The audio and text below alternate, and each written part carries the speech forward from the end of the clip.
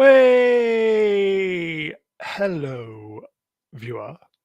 Today it is Saturday, May the 20th, 2023. I am Mr. Brown, and I trust you are all doing very well today. On this evening's stream / podcast, we will or are discussing the Indy 5 bits and bobs that have been happening the last couple of days.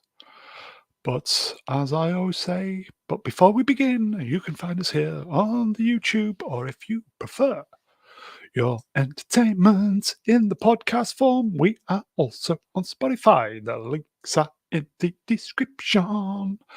So, if you've not shut down for the evening, as I always say, lots to get through. Well, there isn't. Shall we get the guests out? You know it. Let's do it. Of course we should.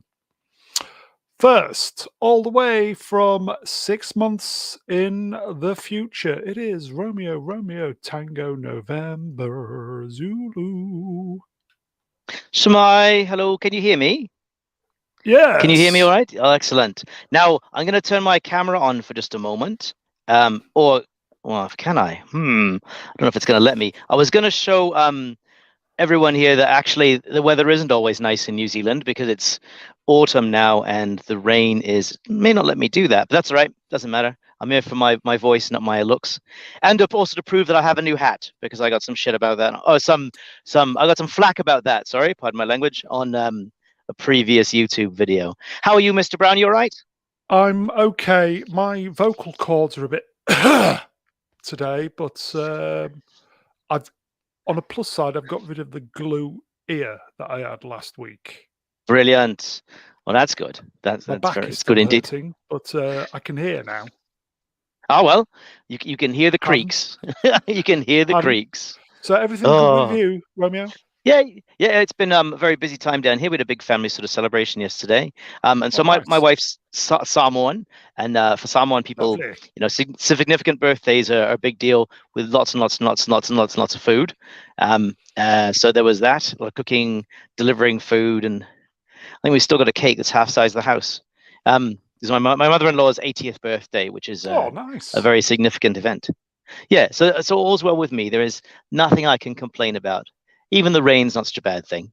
I will quickly say, here you go, Dark Side Bob in the chats. Now worse than a glue ear lad. Pardon? It's awful. So, everything good with you, my friend? Yes. Bless you, Romeo.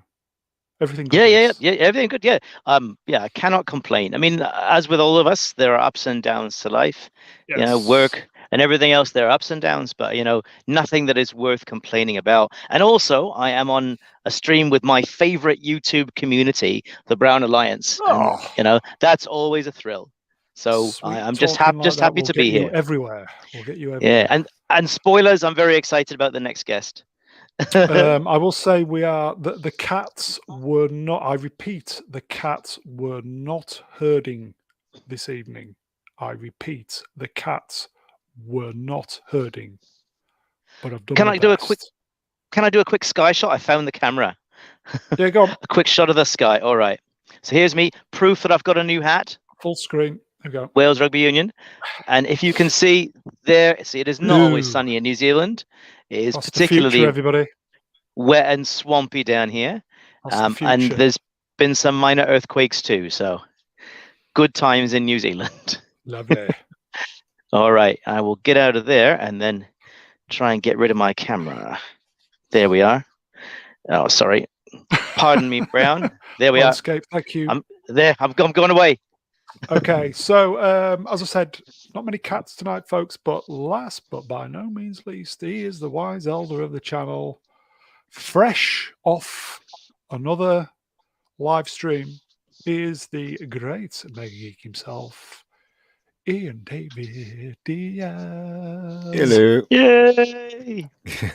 Hello. Yeah, hello. You all right, pal? Yeah, I'm all right. We're going to be talking about Mr. Ford today, are we? Chewing the fat over what's going on. Yeah. Because we kind of like Indiana Jones, don't we, boys? Yeah. Oh, I've lost. Like, that's a very long answer to that question. But yes, there's a short answer. Absolutely. We'll see anyway.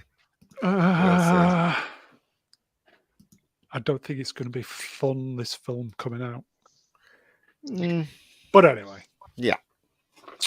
So Okay, what's on the docket Ian, today yes? then? Yeah, no, it's fine. Everything's fine. You know, as Romeo, whatever, is RT, whatever. His name. You know, says life has its ups and downs. You know, and you just gotta roll with the punches. Shall we say hello, chat? We can see you. Hello, chat. What a privilege to have these beautiful people spending Saturday evening with us. It's nice. It's very nice. Have they not got anything else better to do? Nothing else better to do. Hello, chat. That's the best YouTube community. Sorry, the best community on YouTube. There's Melvin and Smilex and even Rennie's here. Now I've heard Rennie's married. Is that true or is that a myth? Apparently weird. Apparently we heard that she is married. Yes. Apparently so. Rennie's married. But anyway, okay. So good to have you on, boys. Indiana Jones Musings, Saturday, May the 20th, 2023, episode 144. If you've not nodded off, committed Harry Carey, or gone somewhere better, please like, share, and subscribe. Every single click will help this channel grow. All about the clicks, baby. It is. And if you're feeling generous, the links are in the description, or you could possibly do super chats. Super chats always welcome. I just thought I'd do these at the time of putting this show together. Trending in the UK. We'll start from the bottom. Matt Hancock. What has he done? What has he done now? No, but he was trending yesterday. He was the guy who put us all on lockdown in the UK. Yes, he was. Idiot. What? And did he have an affair? He did, and he just enjoyed himself, and everybody else was suffering. He was having a good time. You go. Yeah. It's a teabag, twat, and so he knows. Yeah. Okay. Careful with this top one. Philip Schofield. It's about his brother, isn't it? And he's resigned now from this morning. Why? Because I think he'd fallen out with Holly Willoughby because of his brother. But anyway, it didn't look like he. I mean, I've seen him on. Why is he? He should be responsible for what his brother does. Ridiculous. Who knows? And Indiana Jones, of course. So 2,000 tweets for Schofield, 25 for Hancock, almost 30 for Jones. Okay, so Matt Hancock, not too far behind Indiana Jones. Can you believe it? So, okay, so Raiders. I just thought we'd kind of go through the Indiana Jones kind of filmography before we get to the new stuff. Right. So, briefly, I'm so glad you did. So glad you did. Okay, Romeo, your initial thoughts, feelings about on Raiders of the Lost Ark? Great movie. I will try and keep it shorter than a small novel. I will just say quickly that saw this film with my father in 1981, and it is one of the top 5 film experiences of my life. It was a real bonding moment for my dad and myself. I remember hiding my face in my hands when people's heads were exploding at the end. It was a thrill, and I saw all 3 films with Dad actually. Nice. Yeah. It was a real thing for us. So an amazing film. If you want to encapsulate the quintessential adventure film, this is the one. And it spawned a whole bunch of imitators, television series that tried to jump on the 30s serial adventurer bandwagon. But this is the one. This is where it all started. There's the idea that Jones' presence in the film is unnecessary. I don't care about any of that.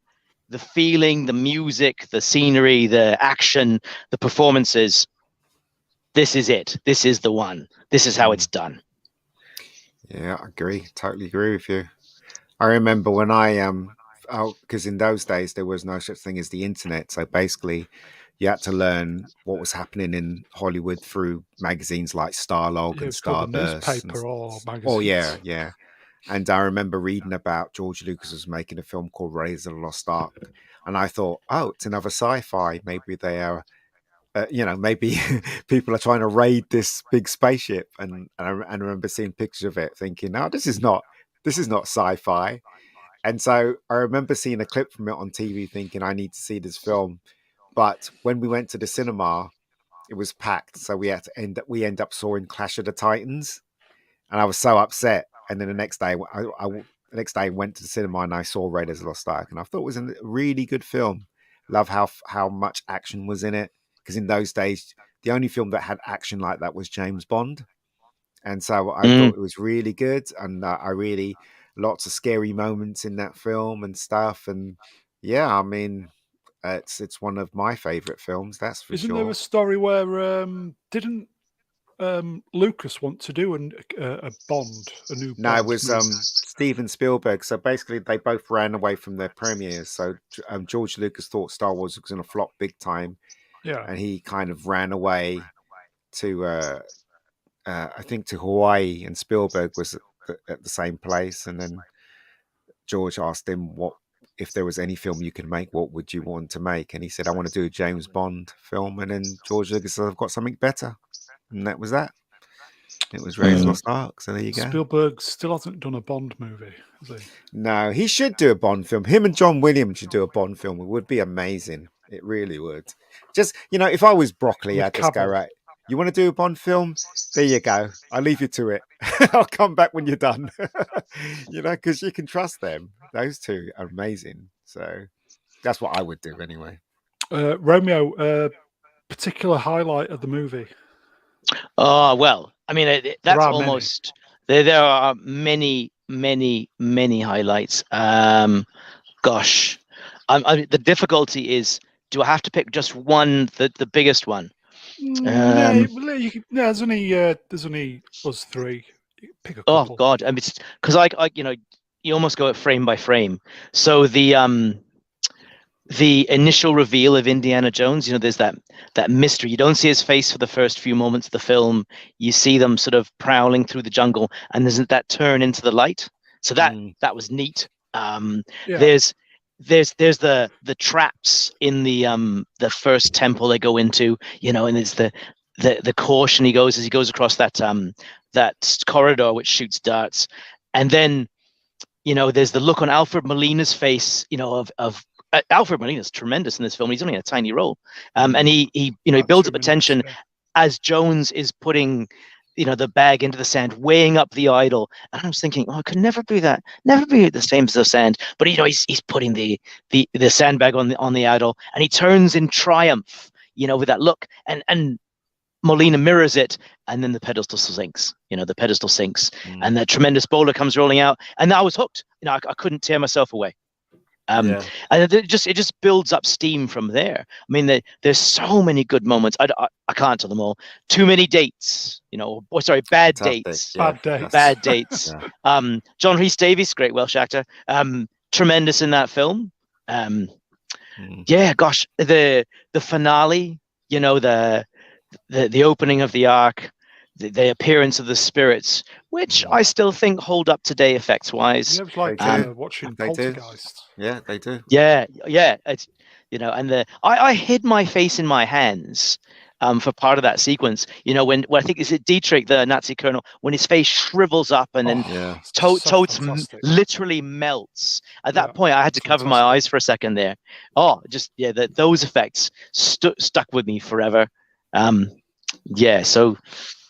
Oh, it's such a juggernaut of a film. I think Spielberg had the edge when he was directing. When he was young, he had the edge. I mean, he was very much entertainment, a bit of horror and entertainment. So, you mean Jaws? If you look at Raiders Lost Ark, it does have a lot of horror in it. And there's thousands of iconic moments in this film alone, which goes to prove how great the film is. For me, what stuck out, the bit that actually made me scared in the whole film is when Marion's trying to get out of the temple and she turns around and says Indy, and she pulls the thing down, and then there's this skeleton, and she starts screaming, and then there's all these skeletons and all their hands are coming out trying to touch her hair and stuff like that. That's the bit that actually made me a bit scared.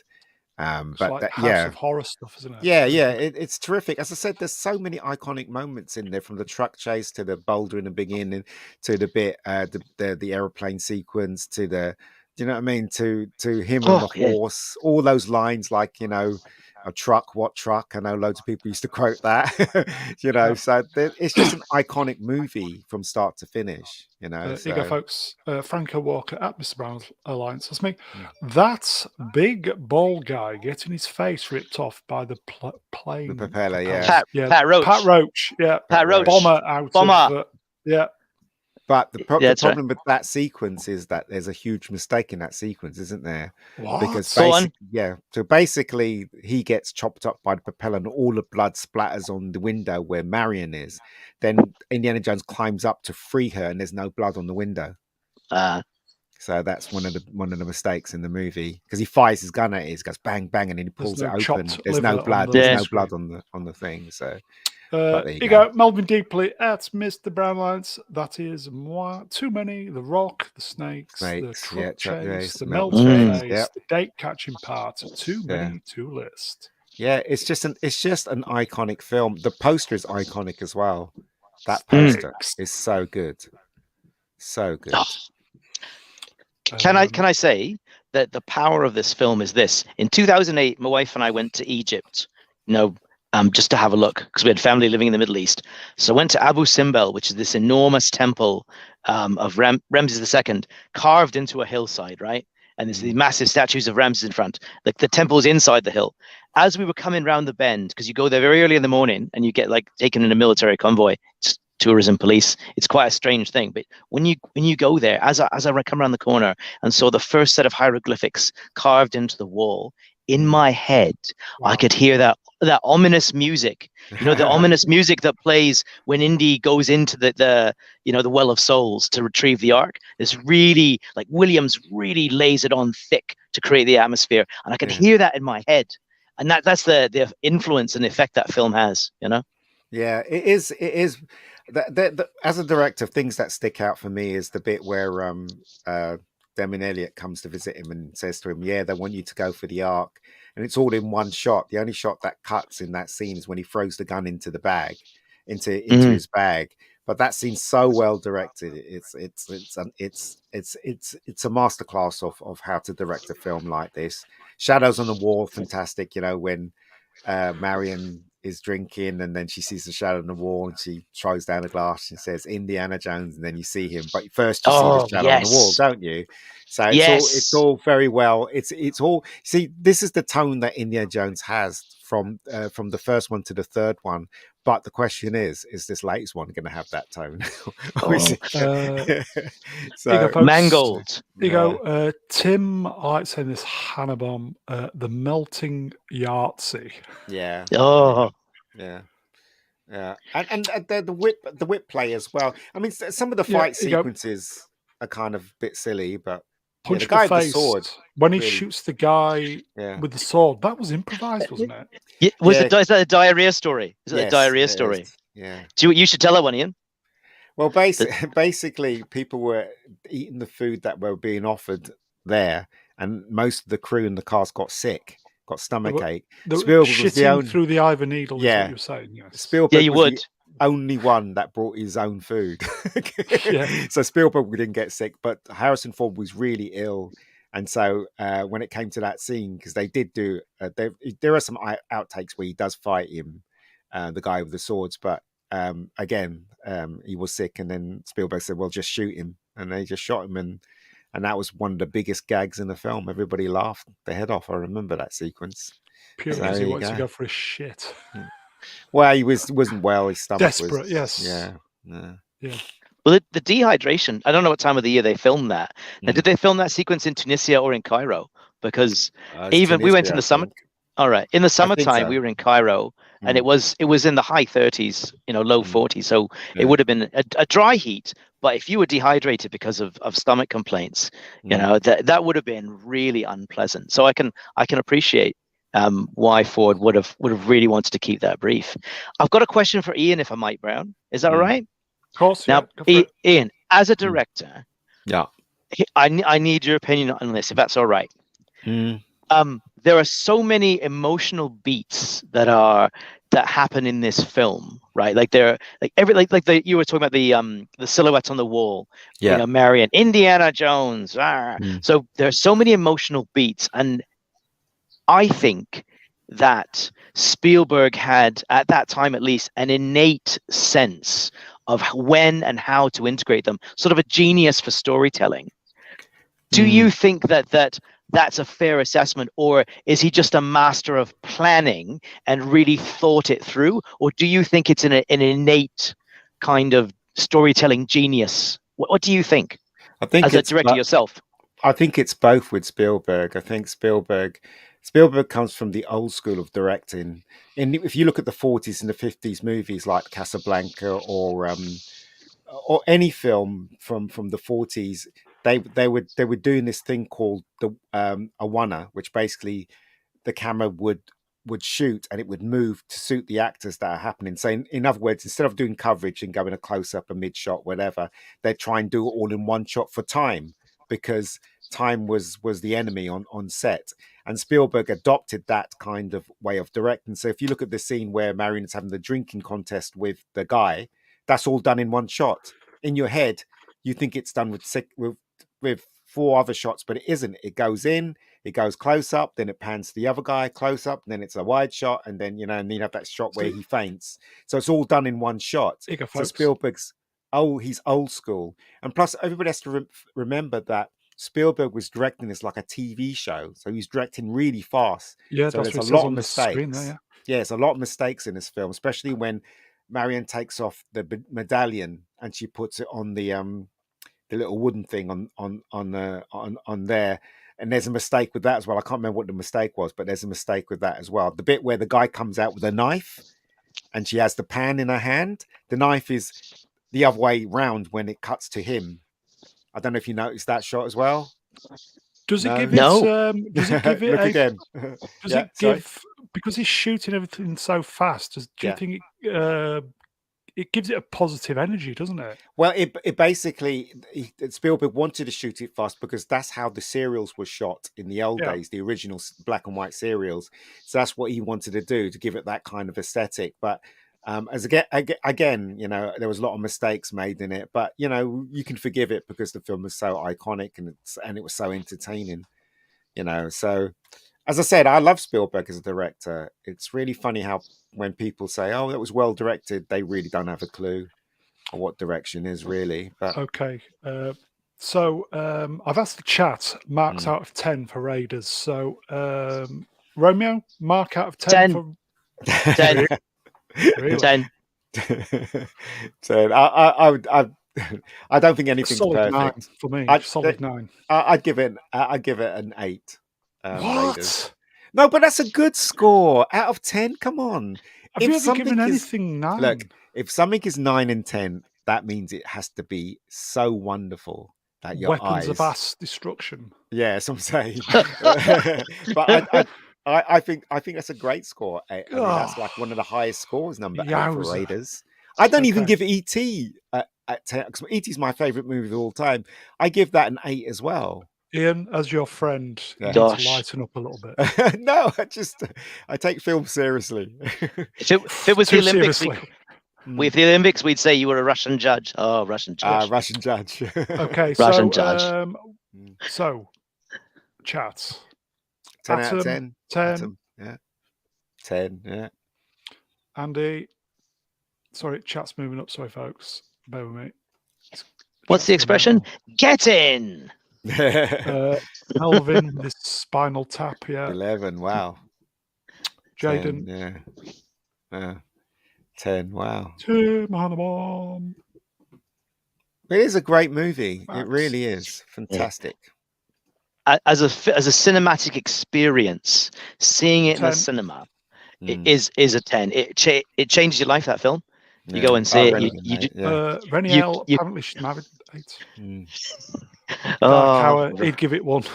Yes. I mean, everybody was quoting lines from this Dark film. I Side. mean, this film is so iconic. It's Titan. ridiculous how iconic it is. It's making me want to watch it again, actually. I've not seen it in a long time. Wood truck. Yeah. It's so good, isn't it? I don't know, I'm making up as I go. There's another line. It ain't the years, babe. It's the mileage. Yep, there's that So- one too. I think we're all agreed that it's very good, yes. Mm. Well, Scott Adkins, in an interview about John Wick 4, he said that he built his performance in that film. I'm a big Scott Adkins fan. If you haven't seen John Wick 4, go see it. He's brilliant in it, but he built his performance as the German villain. He Yeah. built his performance based on Ronald Lacey's Todt, who was the Nazi Gestapo he guy. said, yeah. Yeah, he built it on that, which I thought was great. It was. Okay. What shall we talk about? Yeah, you think he's going to bring out some weapon, but it was just to hang his coat on. There's a hangout, wasn't it? Yeah, that was quite funny. What shall we talk about now? Oh. Morlock 10. I think that's it for the marks. So we're all agreed. Very good. Great way to start the franchise off, which they obviously didn't know it was a franchise at the time, but yeah. Okay, so let's move on. Temple of Doom. I love this film. TOD. I love this film. I don't care what anyone Ian, says. Do you want to go first then? This film is really good. The reason why the film is so good because it's scary, and also the fact that it didn't copy Raiders of the Lost Ark. It was its own thing. Yes, there are some daft moments in the film, but the majority of the film is exhilarating. When I was a kid, I saw this 20 times in the cinema. What? Because it used to be 50 pence to get in the cinema in those days. Wow. So I used to go to school, then I used to go to the 6 o'clock showing, then come home. And I did that I think I did that for a month or 2 months. So I just thought it was brilliant. I just loved it. Really did. I think this is a great Indiana Jones movie. As I said, there's some stupid moments in there. You know, the bit where they jump out the plane was daft, and the stupid jokes with the eyeballs and when they're eating and stuff, that was daft as well. But the seriousness of it makes it different to the first one, and the scary moments in there was far more scary than anything in Raiders of the Lost Ark. Even though it's not as good as Raiders of the Lost Ark, it's still a really good entry for the Indiana Jones This movies. is set before Raiders, Yes, isn't it? yes, So it is. Yeah, it's prequel. Yeah, so some of the parts are incorrect because it's a bit of an afterthought, isn't it, this film? I wouldn't say that. With regards to Raiders is what I mean. Well, I think the idea at the time was that Indiana Jones would be like James Bond. He'll have a different girl in every adventure, and they basically did a tribute to James Bond, like when he first see Indiana Jones. Yeah, he's wearing the same costume as Connery in Goldfinger. Yeah. So it's all this tribute to James Bond in the first sequence of the film. So. And I loved Short Round. When I was a kid, I wanted to be Short Round. I was, I think that was the idea, to put Short Round in it so more kids can connect to it. But it's really brutal, though. If you saw the uncut version, it's really, when he takes the heart out of the guy. That's bad. That's really bad. And they whip the kids with whips. Yeah. They whip Short Round. Do you know what I mean? It's just, That's really the Hollywood is brutal. way. Yeah. You never get away with that today. You wouldn't. Romeo, thoughts? I'll echo a lot of what Ian said. I think, I'd give it an 8. I'll give it an 8 out of 10. It's a step down from Raiders, and my take on it I mean, I saw it in the cinema with my dad, and there were funny bits, and we laughed at them. There were scary bits, we went ooh with them. I think my sister came with us too, and she was quite young then. Because what year is this film? Is this 84? Because Raiders 81. Yeah, I think it's 80, I know. it was year after Jedi, wasn't it? Oh, yeah, 84. So I know Last Crusade is 89, isn't it? Or is it 88? It It's is 89. 89. 89, yeah. So I saw that with that. My sister was along for this one, I think. And she was quite young at the time. She found it quite frightening. Here's my take on this film.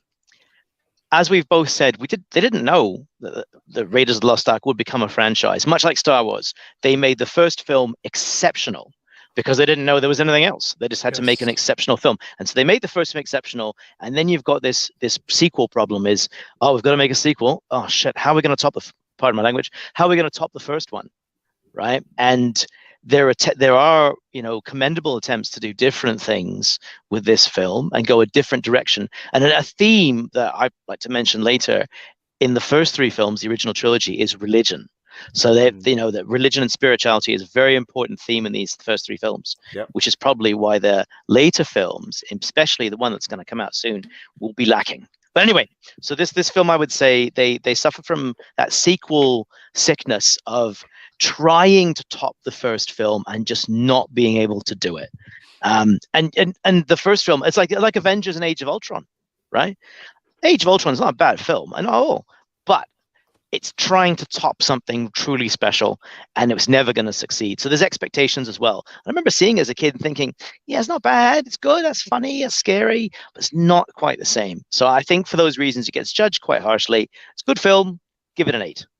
I think it was judged harshly because one critic said Too something, dark. and then all the other critics fell in line. Because in those days, critics were very powerful, and if they said, like, say for instance, the Times in New York said it wasn't bad, then people would listen to that. But the thing about Temple of Doom was it wasn't, in my opinion, it wasn't trying to top Raiders of the Lost Ark. What it was trying to do was to be closer to the serials and have all the tropes of those 40 serials, like the rope bridge and the mine chase and stuff like that, and to hang it on a story. But also there's wonderful bits in there. The bit where they're in that thing where the spikes are coming down and he's trying to convince Willie to pull that thing. It was absolutely hilarious. I agree. And it's the first time he grabs his hat, before everybody's copied that now, when the thing is closing and he grabs his hat and he gets his hat back. Again, this film has iconic moments in it too. The dining. Yeah.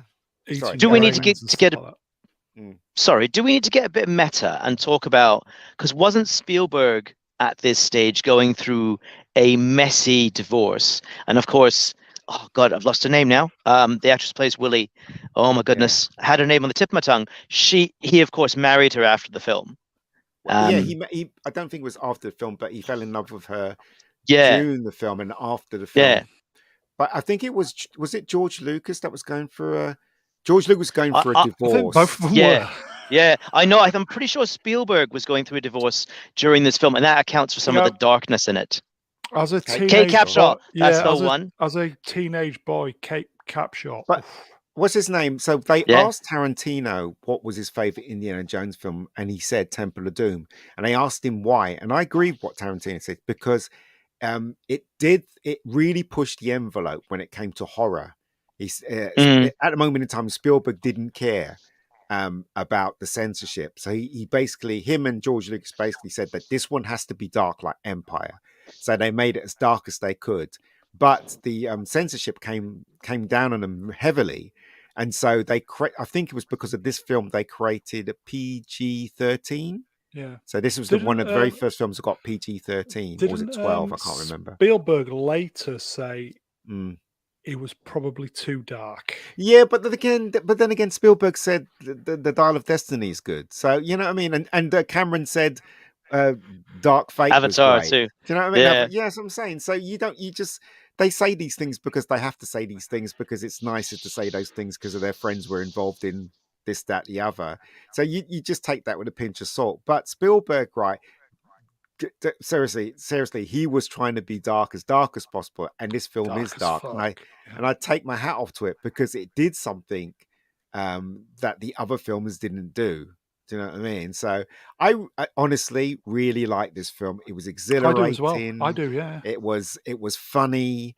You know, when I was a kid, I wish I was short round. I didn't think much of Willie though, but that was the thing. And I love the climax. I just love the climax on that bridge. And You and the know first time Indiana Jones said, "Oh shit," though, that was quite funny as well. But I just love this film. I thought you it know was the great. dining sequence when Yeah, Short Round has some chewing gum in his mouth, yeah, and and it drops out. Yeah, yeah. brilliant, I brilliant. mean, they even have the as I said, it's the bit where the guy goes down in the what is it, in the volcano and gets burnt alive. I know. Well, you don't see that in kids' films Yeah, I anymore. know. No.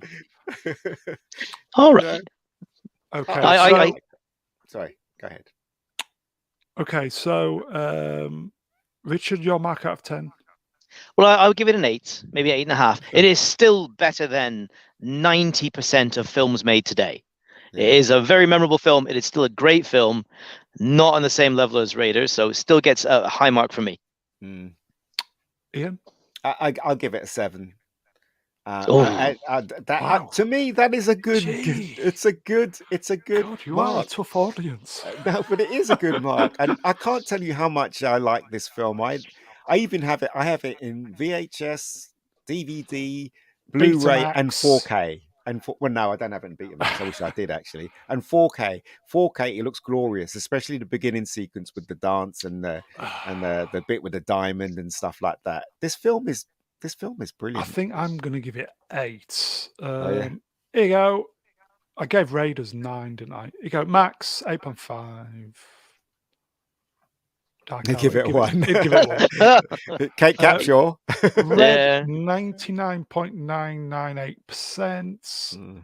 Rennie, 6. Here you go. Franco, 7. Sorry, chat's moving up. Jaden, 7. I love this film. So look, Morlock, yeah, 7.5. 7.5. Yeah. Timescales, 9. Way, the listening fat. Hello, my friend. 10. Andy, 7. So I think we're kind of agreed. Great movie. Melvin, 8. Very, very dark. It's a different beast than Raiders. It is. It is, and it's a very unique entry in the three of them in the trilogy. Yeah. So for that, I'd always this in many ways this is more closer to my heart than Raiders. To me, because of when I was at school, it actually felt more grounded. You go punchable 8 out of 10. More grounded than it felt a little bit more grounded than Raiders. Yeah. But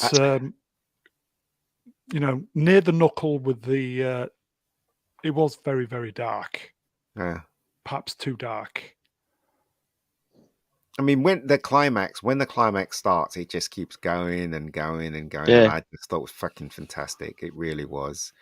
There was a dip in the middle, obviously, when they got to India, and it was kind of slowed down a bit. But then once it started going, it's just a joy to watch, in my opinion. Sorry, Jaden, 8 or a 9? I personally love the tone of this film. Yeah, so did I. Yeah, dark but edgy. But anyway, okay. So, Temple of Doom, really good, yeah. Mm. In the chats, Reniel, long climaxes are amazing. That's what she said.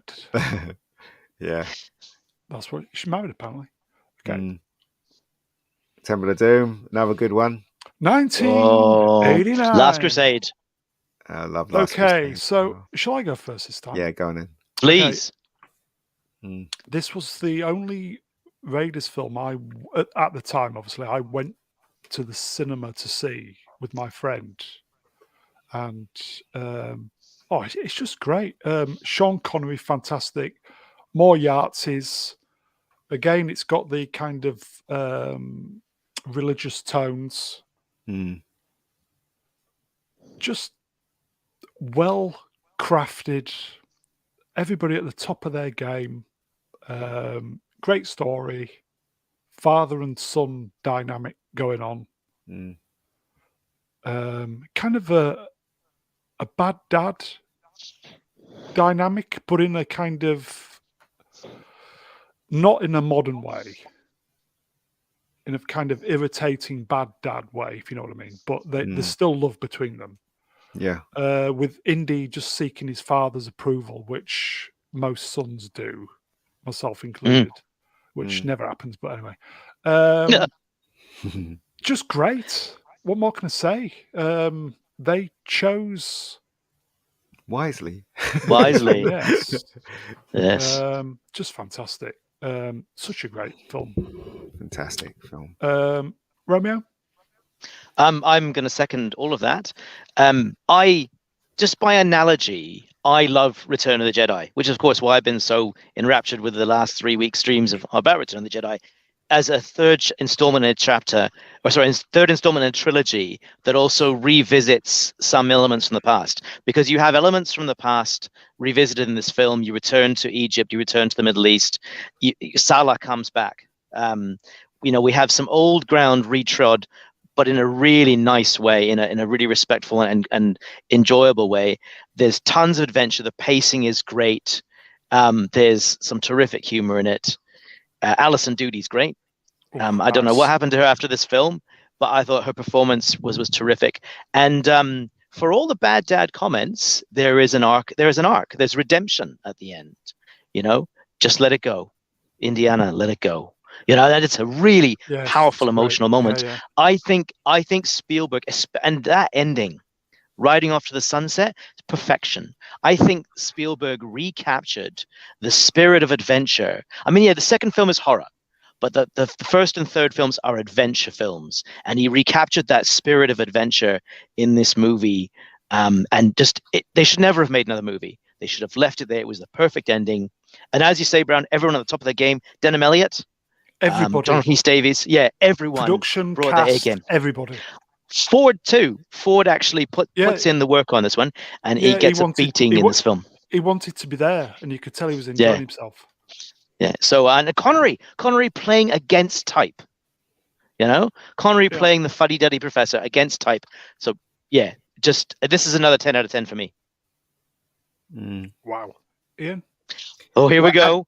No, there's nothing I can say. I love this film. I love all three of them, and all three are very different to each other, which is what I like about this trilogy. Totally. I remember seeing the trailer for this, and the line that always gets me is, "Those people are trying to kill us. I know, Dad. This is a new experience for me. It happens to me all the time," he says. That's how the trailer ended, and that was it for me. I was like, I've definitely got to go and see this. I remember being in the station, Waterloo Station, and it said, "The man in the hat is back, and he's bringing his dad." I remember those were the taglines. So that's what I'm saying. And this film is very special to me, again, because it's one of the films I took to see. One of my very first girlfriends I took to see, and I completely neglected her because I was concentrating on the movie too much. So you didn't give her one? No, unfortunately not. But there's so many iconic moments in this film as well. The tank chase, the bike chase, which was done on Skywalker Ranch. Before you do any of those, here you go. Smilex. I adore the opening stuff. Yes. With the lights. Forgot about him. River Phoenix. He gets all the four mannerisms perfectly. And I love the bit where he goes, what is it? You lost today, kid, but it doesn't mean to say you have to like it. And he puts the hat on him, and then as he raises his hat, it's in Indiana Jones on the boat. I love that transition between that shot and that shot. And he gets a punch in the face, and then the guy comes down. I think I want to watch all these again. It's brilliant. It's again so well directed by Steven Spielberg. It's just and the gag with them tied to the chair and the fire and it's so well done. But the bike chase was shot after the film had finished because they realized that they needed an action sequence there, so they went to Skywalker Ranch and they shot all those scenes with Connery and and Harrison Ford. Apparently, that's what they did. So All right. that was an afterthought, that chase. But I love that sequence where this father slaps him in the face and tells him that was for blasphemy. Julian Glover was great as well. Julian Glover's great. Yeah. General Veers. Yeah. But and there's another great transition as well, is when Indiana Jones climbs out of the window because he was trying to escape from all the students, and he starts walking, and he stops, and then these guys surround him, and then the next shot is him turning around when he's at Donovan's place, and that's a great transition as well. Was this the one where he met Hitler as well? Yes. Mr. Hilter. Hilter's autograph. He gets Hilter's autograph in the diary. Here you go, Smilex. Best line. Indiana, let it go. Kathleen Kennedy should have listened to that. But I mean, it's brilliant because it makes you think that Alison Doody is going to be the next girl for Indiana Jones, but she isn't. She's a traitor. She's a traitor, and she betrays him, doesn't she? So, I mean, I guess she had to do that because Sean Connery had to take that place, didn't he? Instead of the love interest, it was the love between a father and a son, wasn't it? She wouldn't let it go at the end, would she? Yeah, That's she why wouldn't. She died. I love that bit where he goes, the pen is mightier than the sword. It's so fun. Yeah. A lot of great stuff in this film. Fantastic stuff that happens in this film. When his dad saves him from the plane, that was great. I don't know if you remember that sequence when they're fighting on the top of the tank. That was amazing as well. I like it when he shoots the tailplane off the plane. Oh yeah. He says, "Son, they got us." It was him. Yeah, it was quite funny. It's good. It's a great movie. Again, I wish they directed films like this today. New face, Dave Dissects. Hello, Dave. See, he chose poorly. Did anybody think when that guy was melting, he looked like Doc Brown halfway through? Yeah, briefly. Yeah, I thought, it's Doc Brown. There you go, Dark Hour. Who doesn't want Mr. Hilter's autograph? And that was the guy that was in. He was in Grange Hill. Grange Hill, of course. He played Mr. Bronson, didn't he? He was also in Star Wars. He was indeed. As one of the grey suits. Yeah, he got killed by Darth Vader. Okay, chat marks out of 10 for Last Crusade. So, Ian marks. I give this an 8. Romeo. I'll retract my previous assessment and go down to a 9. 10 as a cinematic experience. Seeing it is a 10. Overall, it's a 9. It's a great film, though. Terrific film. Not quite Raiders, but great. It made me feel sad at the ending when they, went off into the sunset because I knew that was the end. Yeah, I was really sad because was it? Yeah, well, it was to me. It was, and it was intended to be. That was the end of the trilogy, and it was a perfect ending as well. It was. It really was. It was. Well, it was back then. Okay, Morlock 9. Sorry, chat moved up. Max 10.8. Ready? 9. Okay, 9. I'm going to give this 8. No ticket. Yeah. Oh, so I'm going to give 8.5. This is how we say goodbye in Germany. Brad, solid 9. Brilliant scene. Smilex 8. Oh, sorry, chat moving up. Andy. Oh, what? 4. What? Oh, he didn't like it. What? There's always one. Melvin 7.9999. I saw what he did. Diane Melvin. Dave 9. Punchable 8. Wow. Listening 10. Dark Hour, obviously give it 1. Yeah. Well, give Alison Dooley 1, definitely. Before we move on, Brown, can I ask the two of you for an opinion about a story point? Now, maybe I wasn't paying attention in Crystal Skull because I was so aghast at how ridiculous the story was. But I thought that there was an opportunity that was created by Last Crusade that was missed as a story point, or perhaps a contrivance, or if you want to call it that. But given that he had drunk successfully from the Holy Grail, at some point it would have been worth the filmmakers or the writers exploring that, in that perhaps that was a source of extended longevity for Indiana Jones. No, they could have said no. that. Only in You the don't think so? chamber. No, Only in you've the missed. chamber. You've missed a point. Only in the chamber. Remember. Was it only in the knight, chamber? I All right. the thought knight that- I thought says, that as well. don't cross the seal. If The you cross seal, yeah. Yes, So I basically, thought that. you can only have immortality if you stay there. Yeah. Okay. Once you All cross right. the seal, then that's when it kind of stops. I Hence thought it was the, that. hence the I always took knight it. who was there. Yeah, I took it as the Grail itself Yeah, couldn't that be too. removed. So Yeah. Okay. the Grail All and right. and the obviously the Fountain of Youth, basically that's the stuff that keeps you alive. But the only downside is you have to stay within that area. They're there. Yeah. So There you go. immortality Melvin has its knows. price. There you go. Yeah, You exactly. couldn't cross the seal. Yeah. That's it. Yeah, that's all right. No, thank you for clearing that up, because that's always bothered me. I always thought maybe they could have used it as a story point to say, here's Indiana Jones in 1970, hasn't aged that much, because I thought it would have been a story point. But thank you for clearing that up.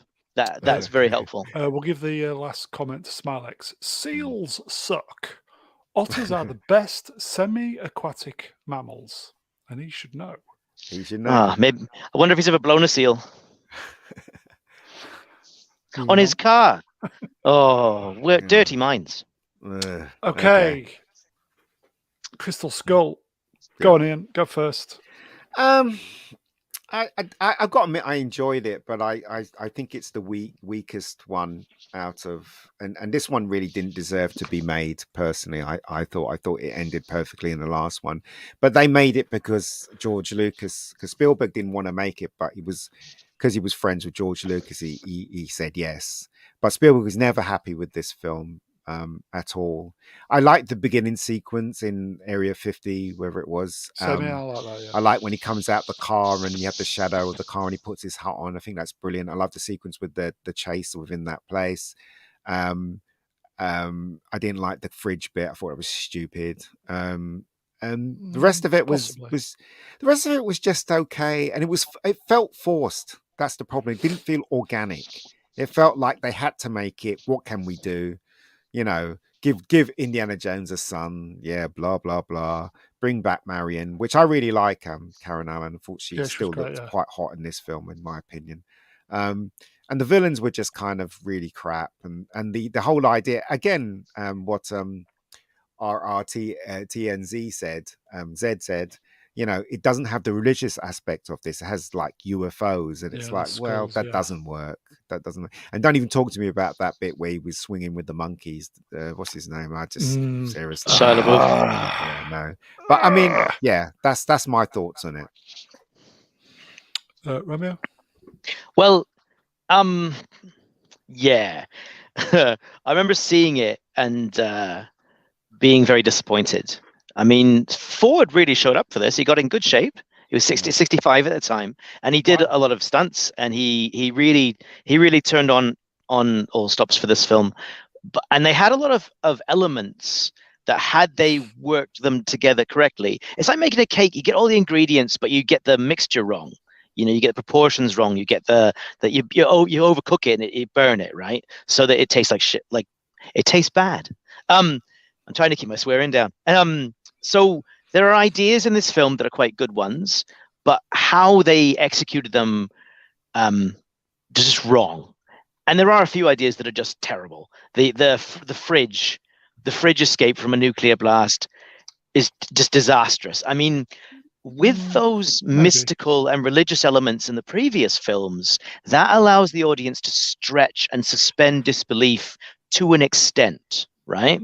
That we have supernatural occurrences. Oh, it's the power of God. It's the power of mysticism.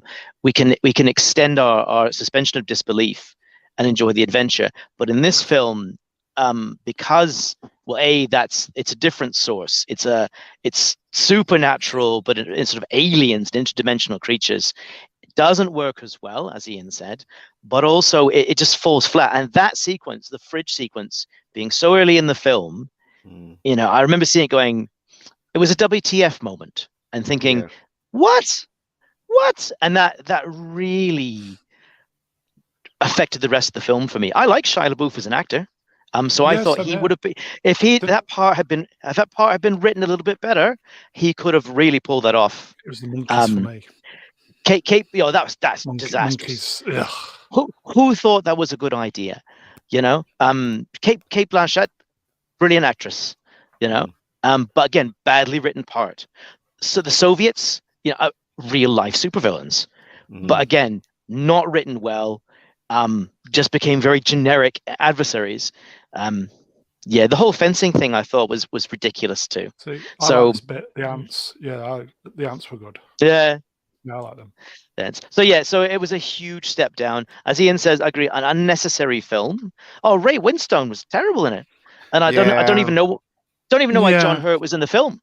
Why was John Hurt in that film? I don't know. And also Ray Winston, you got confused. He was a double crosser, then he was on Indiana Jones' side, then he was a double crosser, then he was, you know what I mean? It was like, no, just pick one. Do you know what I mean? He didn't know if he was coming and going, did he? Yeah, it was just stupid. The whole thing was just stupid, in my opinion. The ending with the climax was rubbish as well.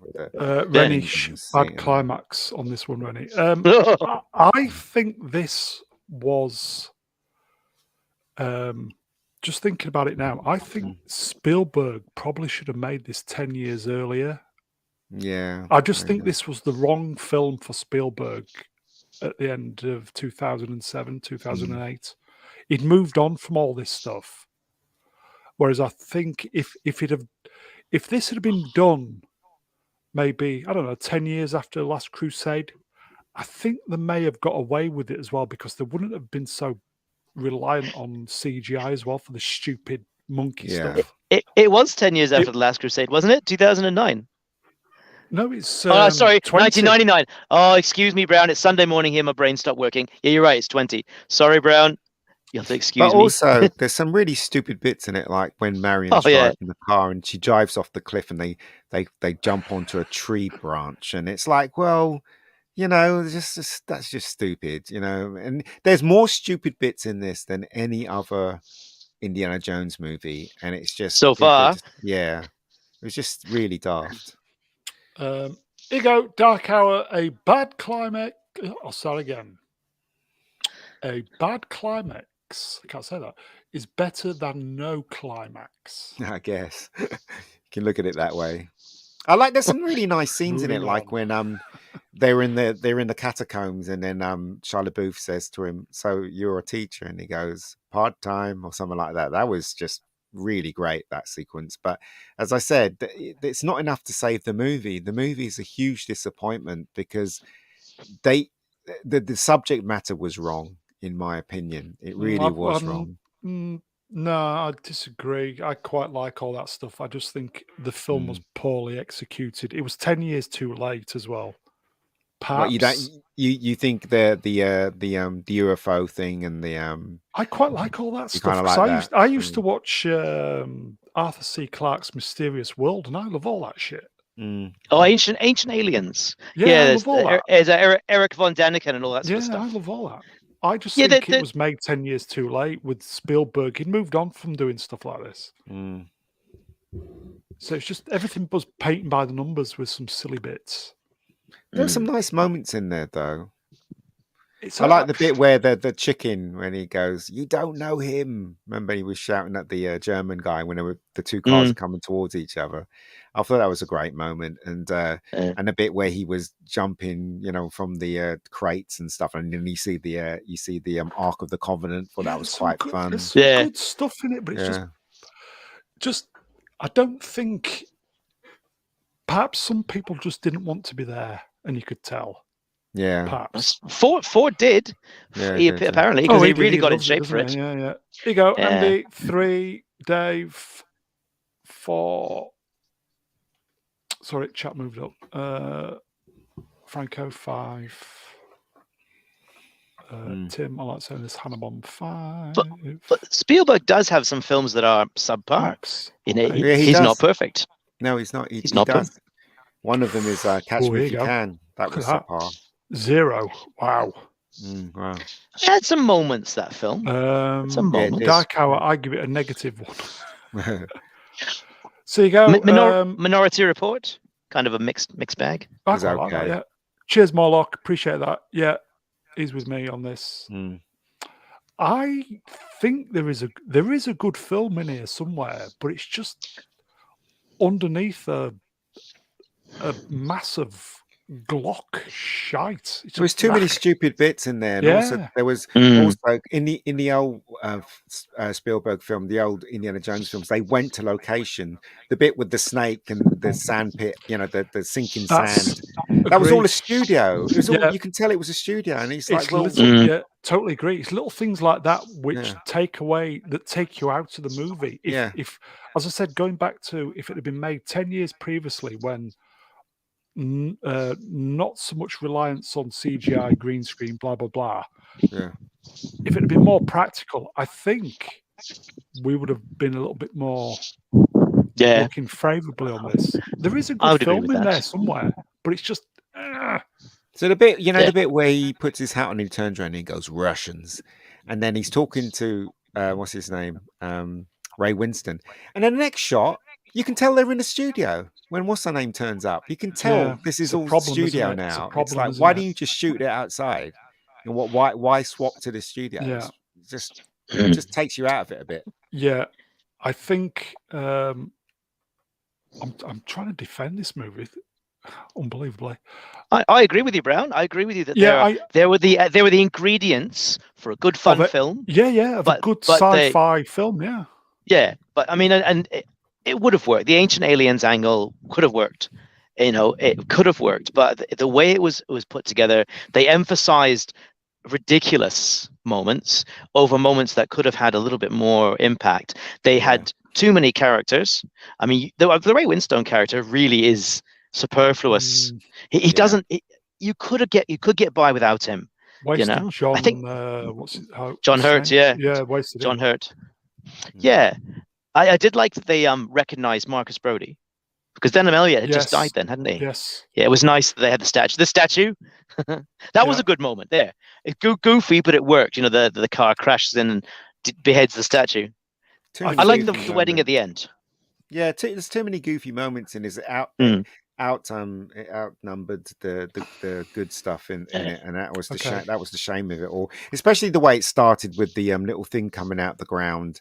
And I thought you could have thought of something better for the Paramount sign than that. Do you know what I mean? It's like, Okay. wow, what is this? Okay. Rich marks out of 10. 6. Ian. I'll give it a 6. For I'm going to give it. I'm going to be generous. No, I'm not going to give it 1. Karen Allen. What would you give Karen Allen? She doesn't do anything for me. Oh God, she's gorgeous. Okay. I wish she'd played Lois Lane. Yeah, so did I I. think Karen Allen. Yeah. She would have been an incredible. Because I didn't like Margot Kidder.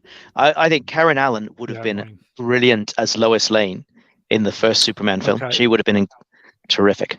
I'm going to give this film 7 because I think, as I said, if they'd have made it 10 years earlier, when Spielberg still remembered how to make good action movies, I think it'd have been a different beast. But anyway, shall we move on? Yeah, Oh. please. Okay, so this is what we're kind of here for, isn't it? Well, what a great poster, everybody.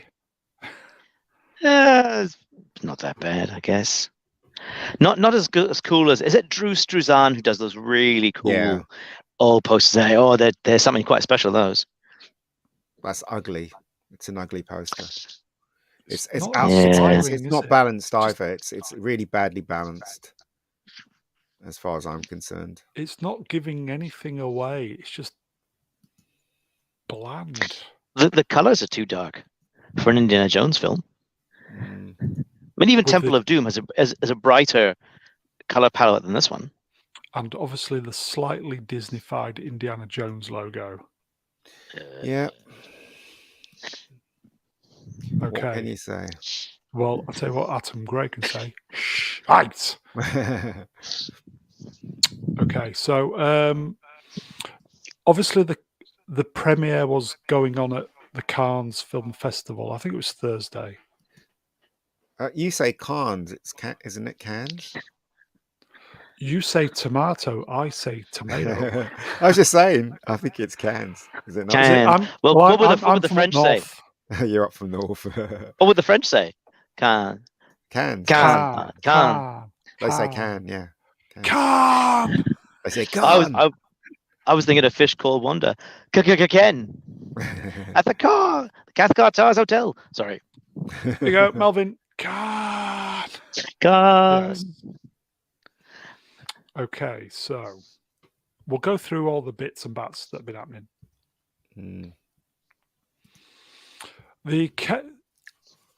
I'll start again. Indiana Jones is back.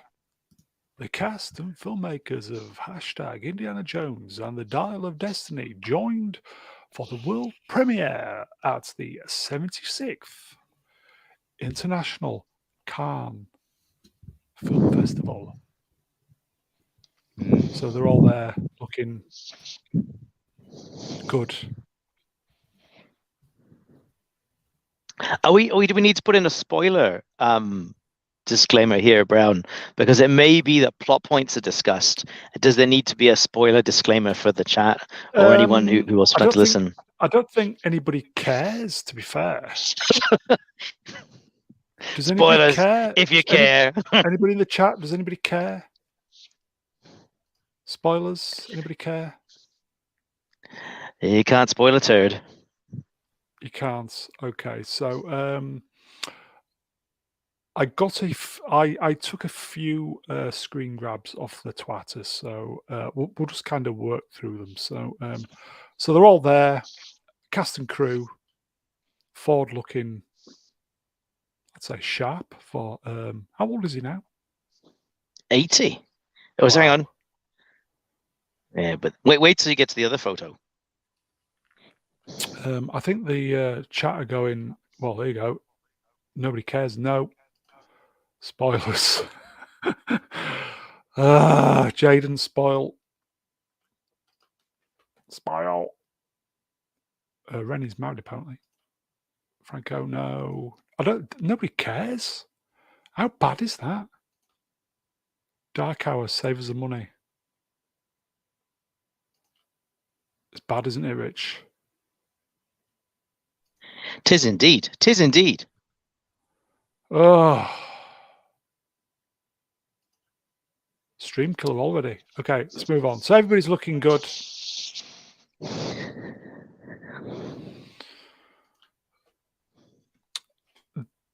Phoebe Waller-Bridge at the Indiana Jones and the Dial of Destiny red carpet during the 76th Annual Cannes Film Festival. There she is. Anything to say, Rich? Well, I mean, I don't like her material. I'm not a fan of Killing Eve or Fleabag. I mean, she's good at what she does. Is she the right? Is she the right? Well, she is. She's good at progressive comedy, right? Progressive feminist comedy. Progressive feminist comedy. She's good at it. Well, she's certainly been successful. She's certainly got an audience, so she's good at it. But the thing is that the right material for an Indiana Jones film? Was it the right material for a James Bond film? No. Is it the right film material for an Indiana Jones film? No. This is just my opinion. I mean, if this film makes $1 billion, and I'm wrong, I don't think it will. I don't think it will. So I have nothing personal against Phoebe Waller-Bridge. It's just like an actor or an actress or a writer that you don't like their stuff, and nothing. I have nothing against her as a human being. Just that she's not my cup of tea, and the stuff she writes, her performances don't really do much for me. I guess she's a more woke version of Miranda. Really, that's my take on her. The darling of Hollywood, isn't she? She's obviously the self-insert for KK on this again. Yeah, well, whatever. I don't really want to focus on her really because they're just using her. As I said, I will keep saying this: if you're going to make another Indiana Jones film, why not include the people that was involved in Indiana Jones, like Sala and Short Round and Marion and stuff like that. Oscar winner Short Round. Yeah, so I'm saying. So Yeah. why the only reason why they did this way is because they wanted to insert the woke stuff. And I want to put Indiana Jones down. I want to take away essentially what he is as a masculine hero. They wanted to take that away from him by inserting this girl in there. So And that's why they did it. And they've toned it down a lot, haven't they, with all the reshoots? Well, we'll see, because judging by the clip I saw, I don't think they have, because she was getting one up on Indiana Jones in that chase, wasn't she? So I don't think they have. It is an odd pairing. Don't you think? Smilex Sala, isn't it? He is in it, but he's not. He doesn't go through the adventure with them.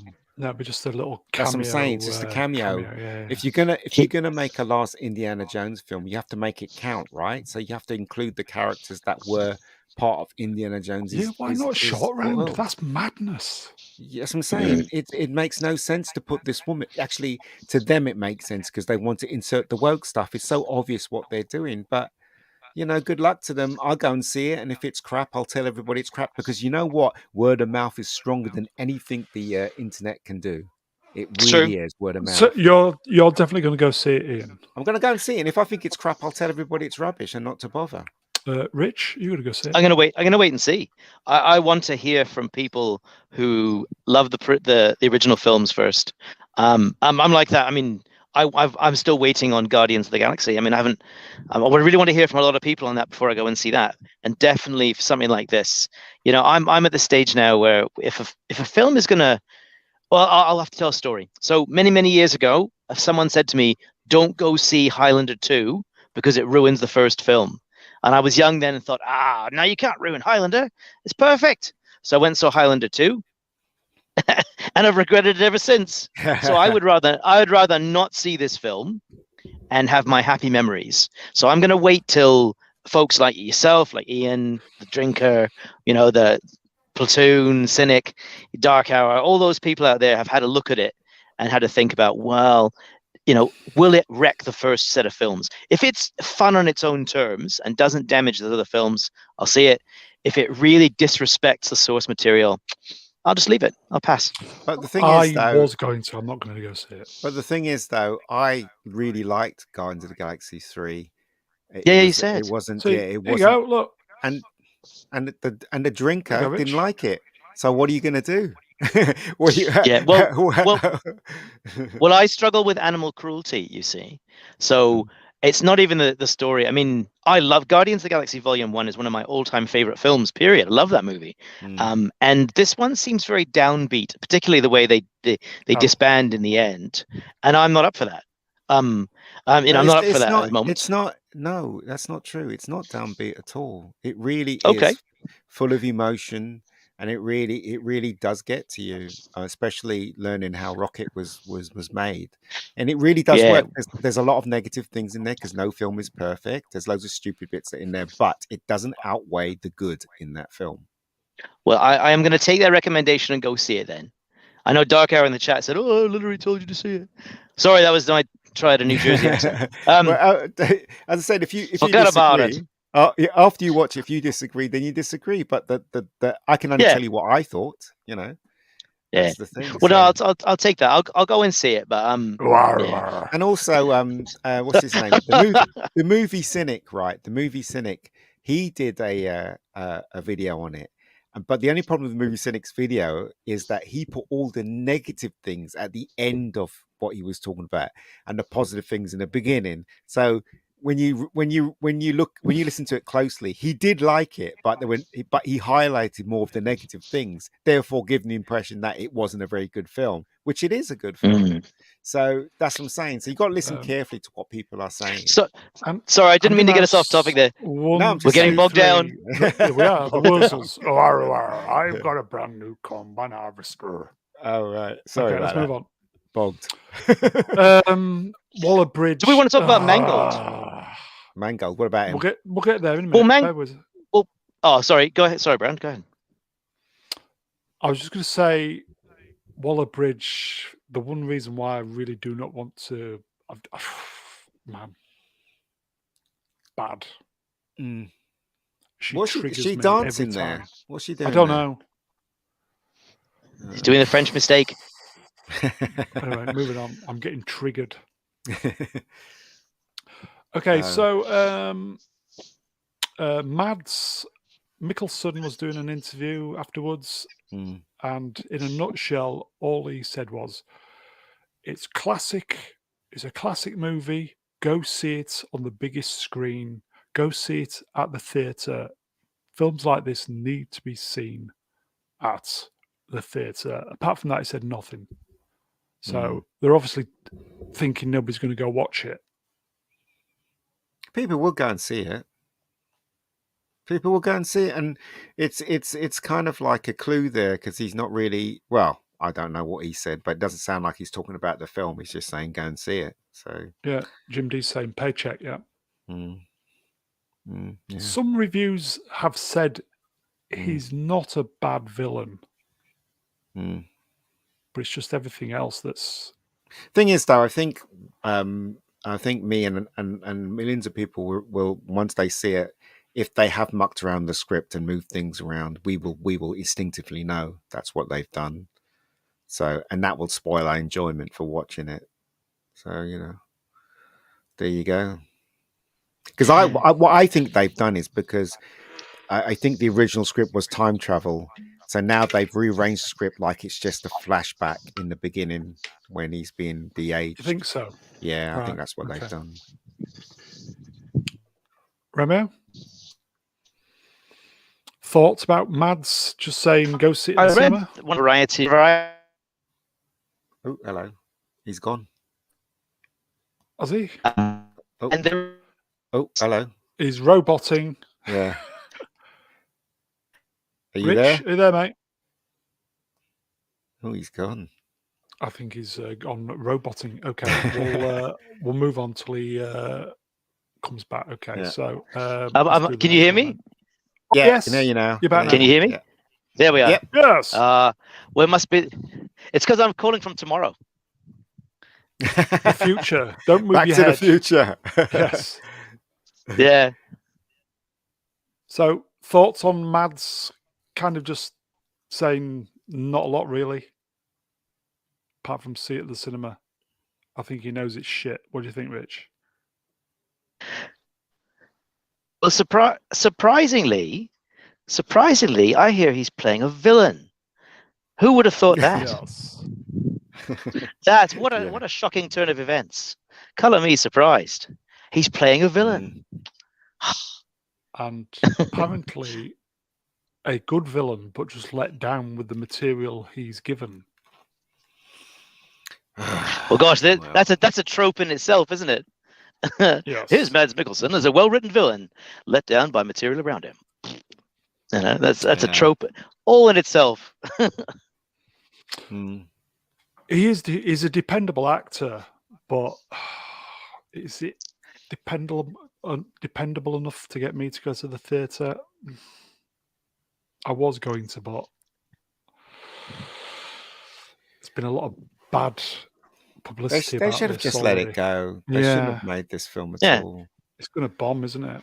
Well, no, it's not going to bomb. There's no way this film's going to bomb. It's going to take money, but it's not going to make its money back. That's what I think. There are loads of Indiana Jones fans out there that don't understand what's going on in media, and they're going to go and see it. $350 million to make this with all the reshoots. Is that 350 million? Yeah. Goodness gracious. I don't think that's including the publicity as well. So is that just production? Oh Yeah. my God. It's unbelievable. It's probably the most expensive film ever made. Well, So what will they have to make? What's the maths? So Probably about Is it 900. double or triple just to break even? I'd probably say about 900. and also, Gosh. if the film is bad, which a lot of the reviews are saying it's mediocre, then the word is going to spread, and then people are not going to see it, and the chance of them getting their money back is going to be very remote, isn't it? Yeah, So you got then it's folks, gonna be Dark Hour. considered a He says flop. 775 million to break even. Wow. Gosh. I'd probably That's a say it lot of could money. clear at least 800. Yeah. Yeah. I mean, it will. I don't know. Round the world. I think it'll possibly just. Yeah, I think it'll scrape it. Mm. But anyway, okay. Let's see what's Gosh. next. Bad news, huh? Okay, so Harrison Ford was in tears during the standing ovation. Why was he in tears? Did somebody step on his foot? Well, they were giving him a standing ovation at the end of the film. I assume it was the end of the film, or was it the beginning? I don't know. Maybe he wanted to go pee and he couldn't hold it, and that's why he was crying. But there you I don't go. know. I managed to get KK in the shot. Can you see her? Where is she? Mm. Oh God! Is George Lucas there? I don't think he is. Of course he isn't. Of course he isn't. George Lucas don't care, man. The man is rich as hell. He can solve the world's problems if he wants to. So he doesn't care. Why would he care? Ford says he loves playing Jones. Well, he shouldn't have done this one then if he loves playing Jones, should he? Should have been part of a woke agenda movie. You go, Smilex, KK. Yeah, triggered me as well, mate. Gosh, that was a fascinating discussion between Ian and Robert Meyer Burnett a couple of weeks back about what kind of influence and what sort of effect Kathleen Kennedy has on Hollywood and Disney filmmaking and all the rest. It's really interesting. I mean, and no matter where you think her influence lies, whether it's really external or really involved, there she is. Yeah. You know, she's an element of these films, and as they decline in popularity and financial success, she's there at the she's part of that too. You know, with Star Wars and now with the Indiana Jones films.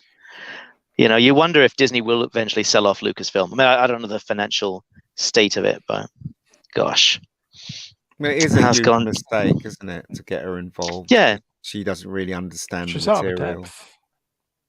It boils down to she doesn't understand the material, and also it boils down to the stupid agenda she's been sticking into it. You can't tell me it's been a coincidence after coincidence after coincidence that all the males in Star Wars and Lucasfilms have basically been all put down. It's not a coincidence; it's deliberate. So here you go, folks. Smilex. I think RMB was being extremely generous towards KK. Yeah.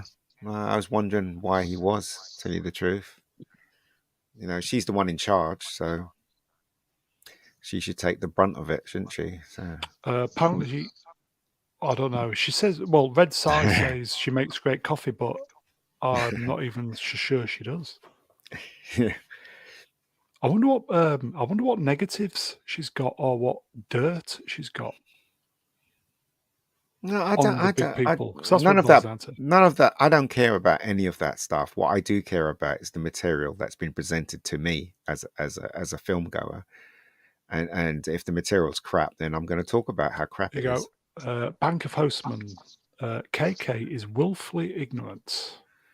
I don't know. I'd really like to sit down and talk to her, an honest chat with her. I would, and see where she's coming from. What would you say?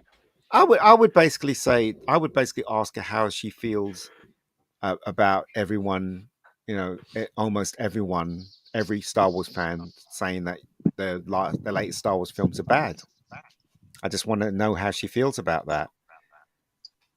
She probably won't tell me how she feels. She'll probably talk a load of rubbish over it, but it'd be interesting to see what she says, because there's never been an honest interview with Kathleen Kennedy about the state of Star Wars. No, there's never been a robust interview taking her to task. Yeah. Well, the key question, I suppose, is the box office drop off between Force Awakens and Rise of Skywalker. You know, why have box office receipts diminished by 100%, right? You got half the value now of something you had before. You know, what's your rationale for that, Kathleen? You know, what's the explanation? But I suppose, you know, who knows? It's one of those things that exists out there that is beyond my comprehension or understanding.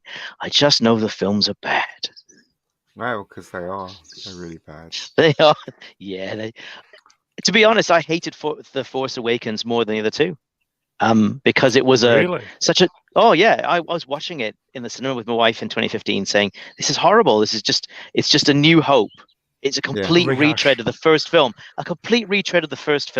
with none of the excitement or charm. Or I mean, I remember sitting when Rey wins that first duel with Kylo Ren. You're like, that's not a WTF moment. How can you have a villain who's menacing, who throws temper tantrums and loses a fight, to the hero the first time around? It's just, anyway.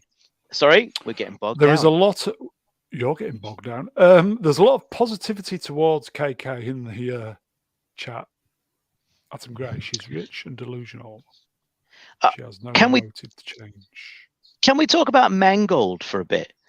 Because he's sort of an interesting element in the creation of this film.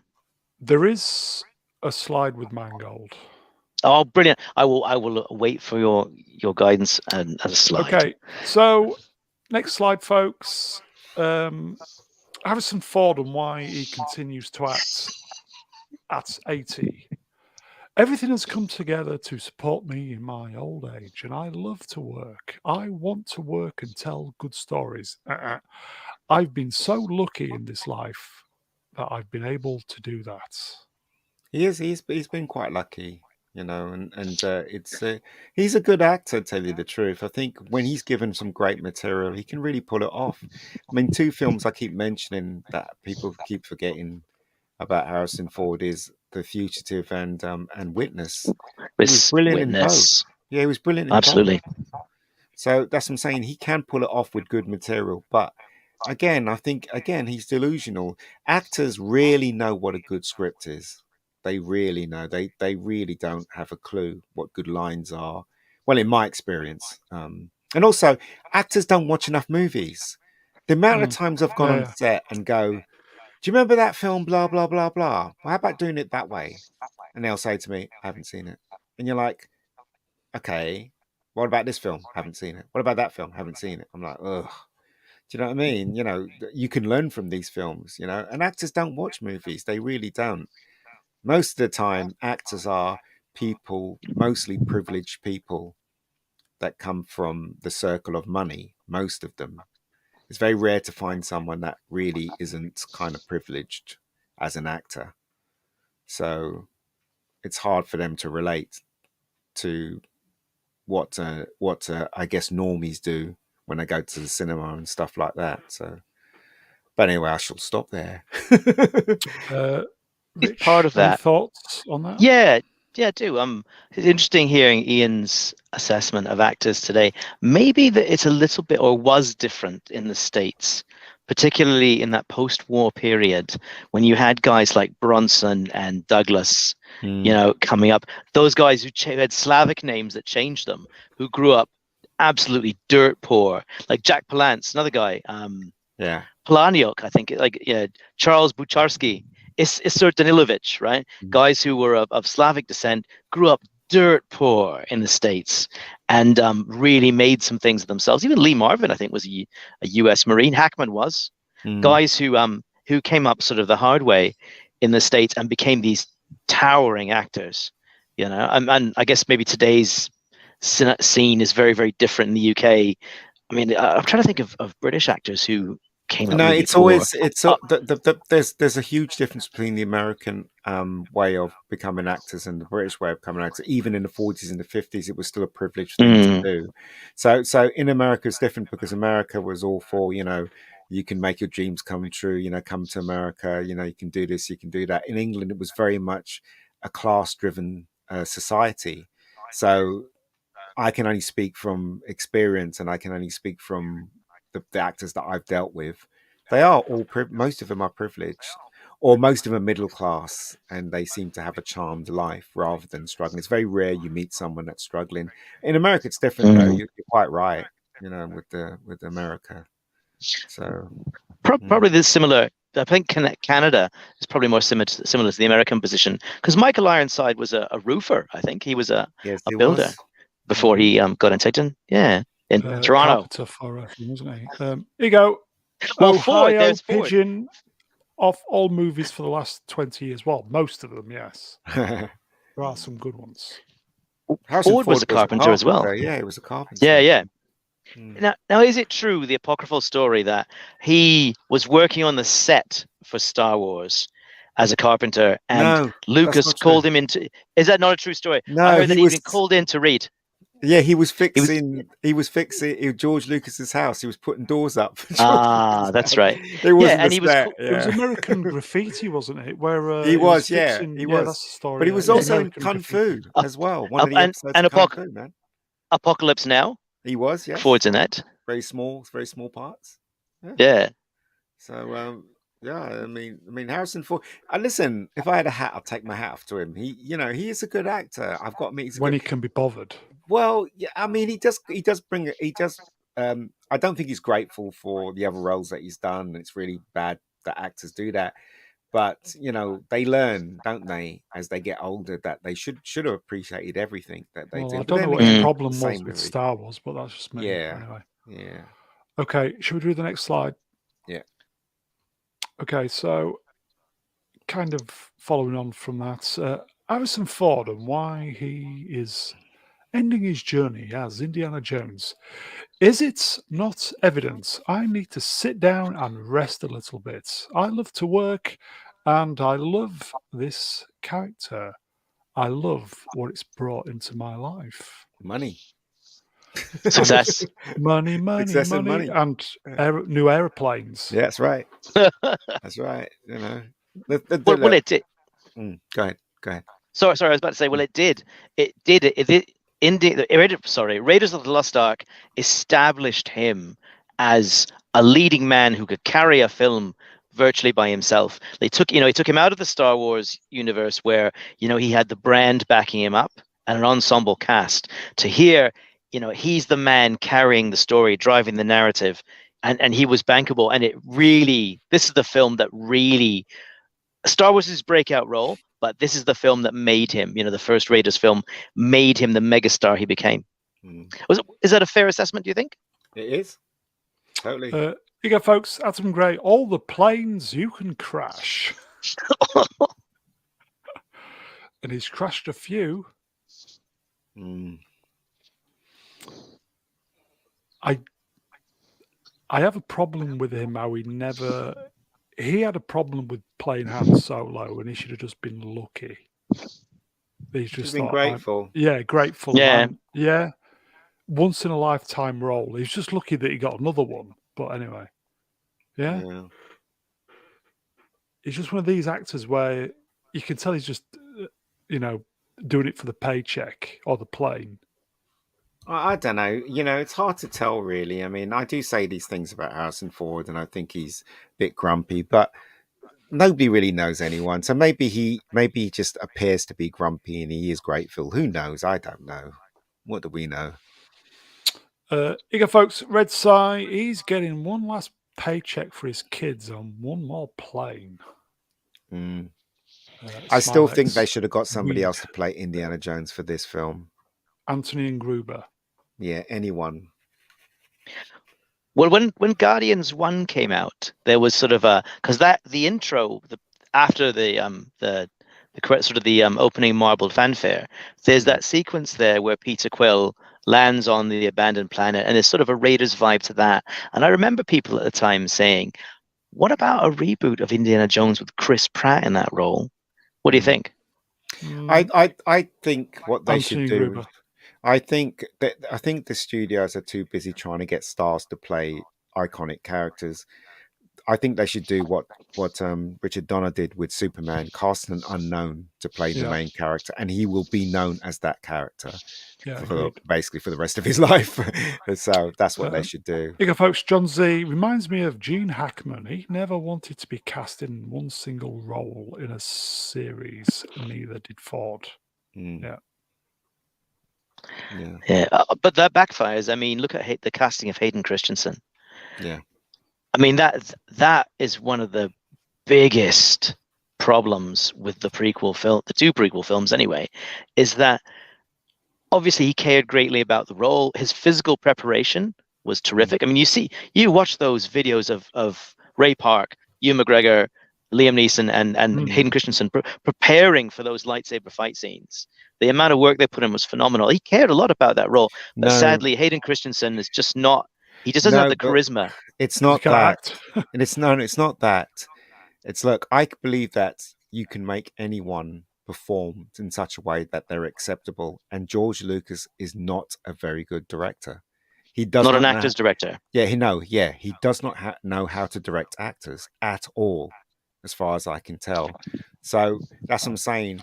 He was lucky Yes, with Star Wars. you could say that Hayden Christensen is not a very good actor, maybe because he wasn't getting the right feedback or the right direction. So anyway, that's what I think. Lucas was out of his depth with the prequels. It wasn't he was out of his depth. It was that on the directing bit. Yeah, it was that he couldn't direct. Everything else technically was great, but he just couldn't tell the actors what to do. Yeah, so or he how should have got somebody else to do it. But anyway, Yeah. Okay, let's move on, folks. There's a bad echo. I think you're echoing, Rich. Oh, apologies. The internet's become quite unstable down here. The atmospherics are not very good, so I apologize to everyone for that. I apologize if my voice is echoing. It's all right. Here you go. Variety. Harrison Ford on seeing himself de-aged in Indiana Jones 5. I think it was used very skillfully. I'm very happy with it. And then the question was asked, could Indiana Jones continue with a de-aged Ford? And then you could hear in the off screen, no, says Kathleen Kennedy. Because Kathleen Kennedy was followed up saying, we want Waller-Bridge as Indiana Jones. Probably. So, yeah. Well, if this film is not successful, wouldn't that then kill the prospect of a Phoebe Waller-Bridge led continuation? They've killed it already. They've killed it already. It's going to be a TV series. That's gone. Yeah, that's gone. They've killed it. Oh, okay. But wouldn't that equally harm the chances of, or is it a firm decision to proceed with a television series with a different leading character? It's been binned completely. Yeah. Good. They should never have cast Harrison Ford in this film. If there was any chance for Indiana Jones to move forward in a Disney world, they killed it by casting Harrison Ford. They killed it because they could have cast someone, to play Indiana Jones, and he would have been just as good and wouldn't have to muck around with his age being 80. Could have said it when he was in his 30s or his 40s. Could have had another adventure with Indiana Jones. They could have done that. But no, they wanted to stick Harrison Ford in there, 80 years old, as if we believe that he can jump from trolley to trolley and jump out of a plane with a parachute. Man, I'm in my 50s and I can't even do stuff like, I can't even, you know what I mean? My knees hurt, so and he's 80, They should have just got Anthony and Gruber and just start fresh. Everybody's happy. Do you not think, though, that the character is so strongly associated with Ford that it might be just better to retire the character altogether? No. Dare I say, come up with a new idea? No, they did that with they did it with Sean Connery. They thought James Bond could never be made without Sean Connery, and it was proven wrong that they could make James. It's the character that everybody's in love with, not the actor. And so Indiana Jones as a character, as a concept, is brilliant.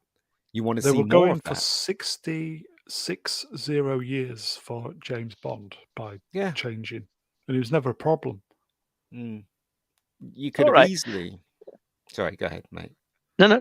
I'll accept that. I mean, I think that James Bond is a fundamentally different beast in terms of a franchise that lends itself more to recasting.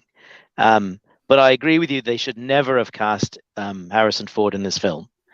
That I don't think that I think that his age is such a thing. I mean, we saw it with Patrick Stewart in Picard. As great as Picard was, as well done as it was, his age is such an issue. His frailty, the weakness of his voice is such an issue that it does diminish the product, right? Yeah, it does. But going back to James Bond, right? Again, right?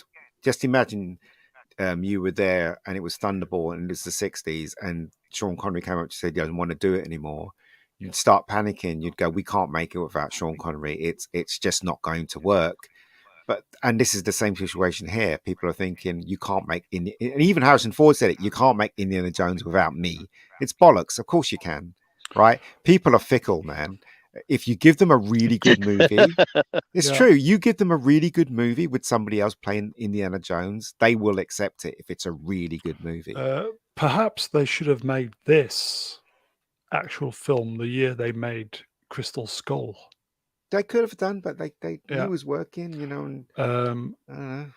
Crystal Skull should have been made late 90s. Yeah. This late noughties. Mm. Perhaps everybody had been happy then. Well, I don't know 'Cause whether it'd been- Spielberg would have directed them. It had been before all the woke stuff as well. So Yeah.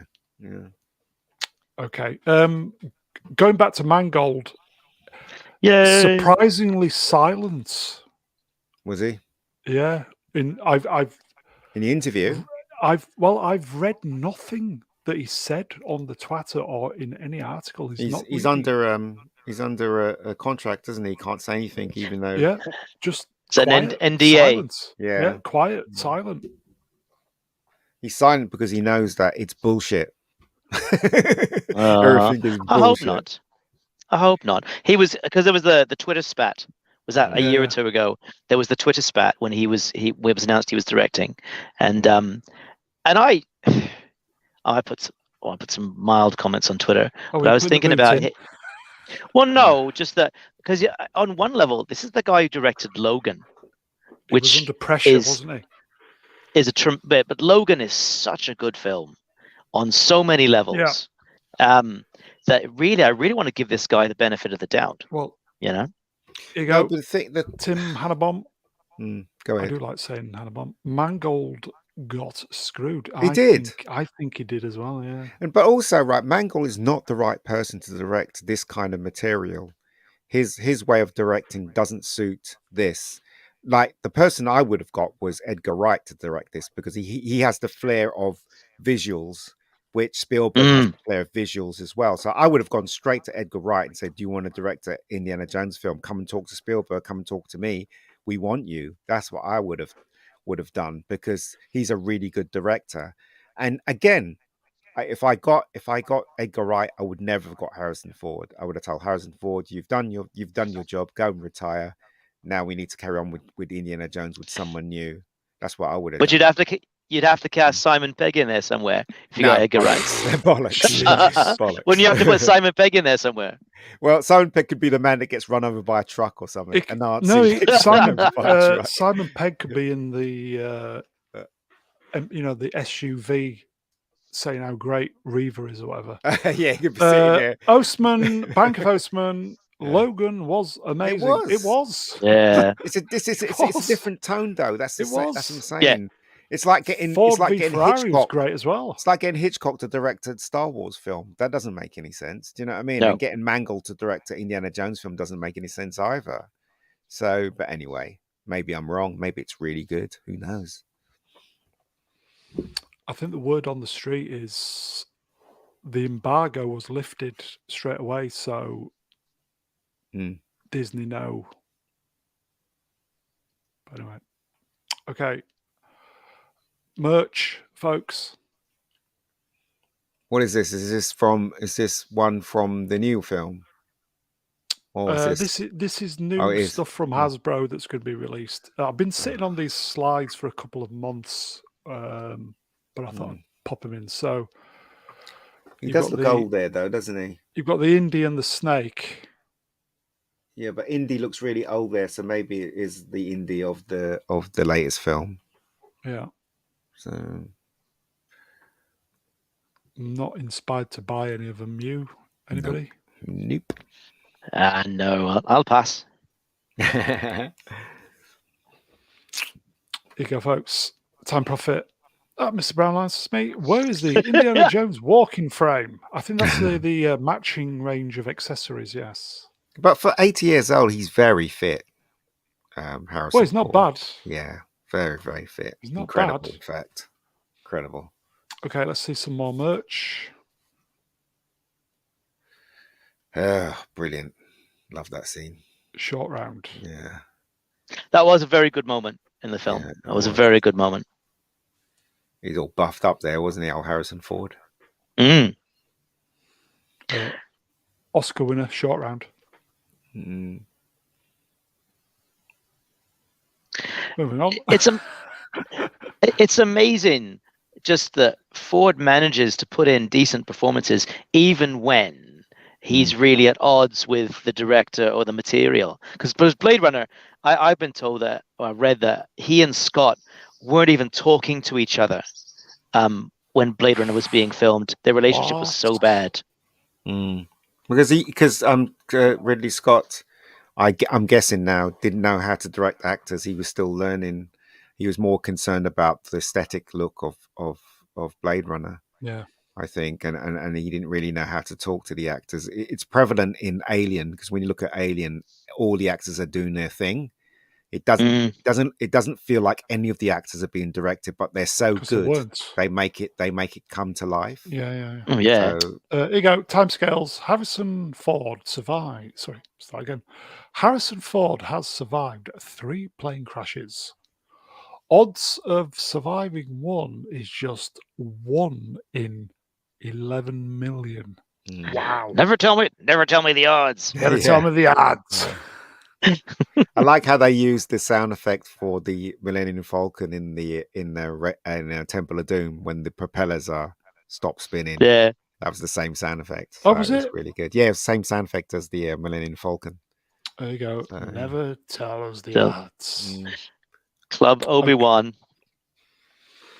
Okay, so one more merch clip, everybody. This is the one everybody should be rushing out to buy. This is the one I'm saving my pennies for. Are you ready? Look at that. Who's that guy? I don't know. He's all dressed in white for some reason. How good is that? Why would they? You know what? As a toy maker, right? Why would you think these things would sell? There's no way someone's going to buy this stuff. Haven't they learned from Tico? Look at that. Tico, what's her name? Rose Tico didn't sell. So why would you think this one's going to sell? Poor Rose Tico. For God's sakes. Yeah, who's the intended audience for this merchandise? It's Indians Fleabag. I don't know. Hasbro going to lose a shitload of money on that. Who's going to buy that? Someone. Here you go, Franco. Drink, yeah. Drown your sorrows. Just unbelievable. Unbelievable. Let's move on. Let's get her off screen. Okay. Gosh. So. He does look really old there, doesn't he? It does. This is where the reviews are starting to kind of trickle in. So, Variety, the elaborate action scenes and witty one-liners delivered by Phoebe Waller-Bridge in Indiana Jones and the Dial of Destiny mostly received a muted response inside the theatre. Audience members could be heard whispering out in boredom in French. Can you imagine that? No.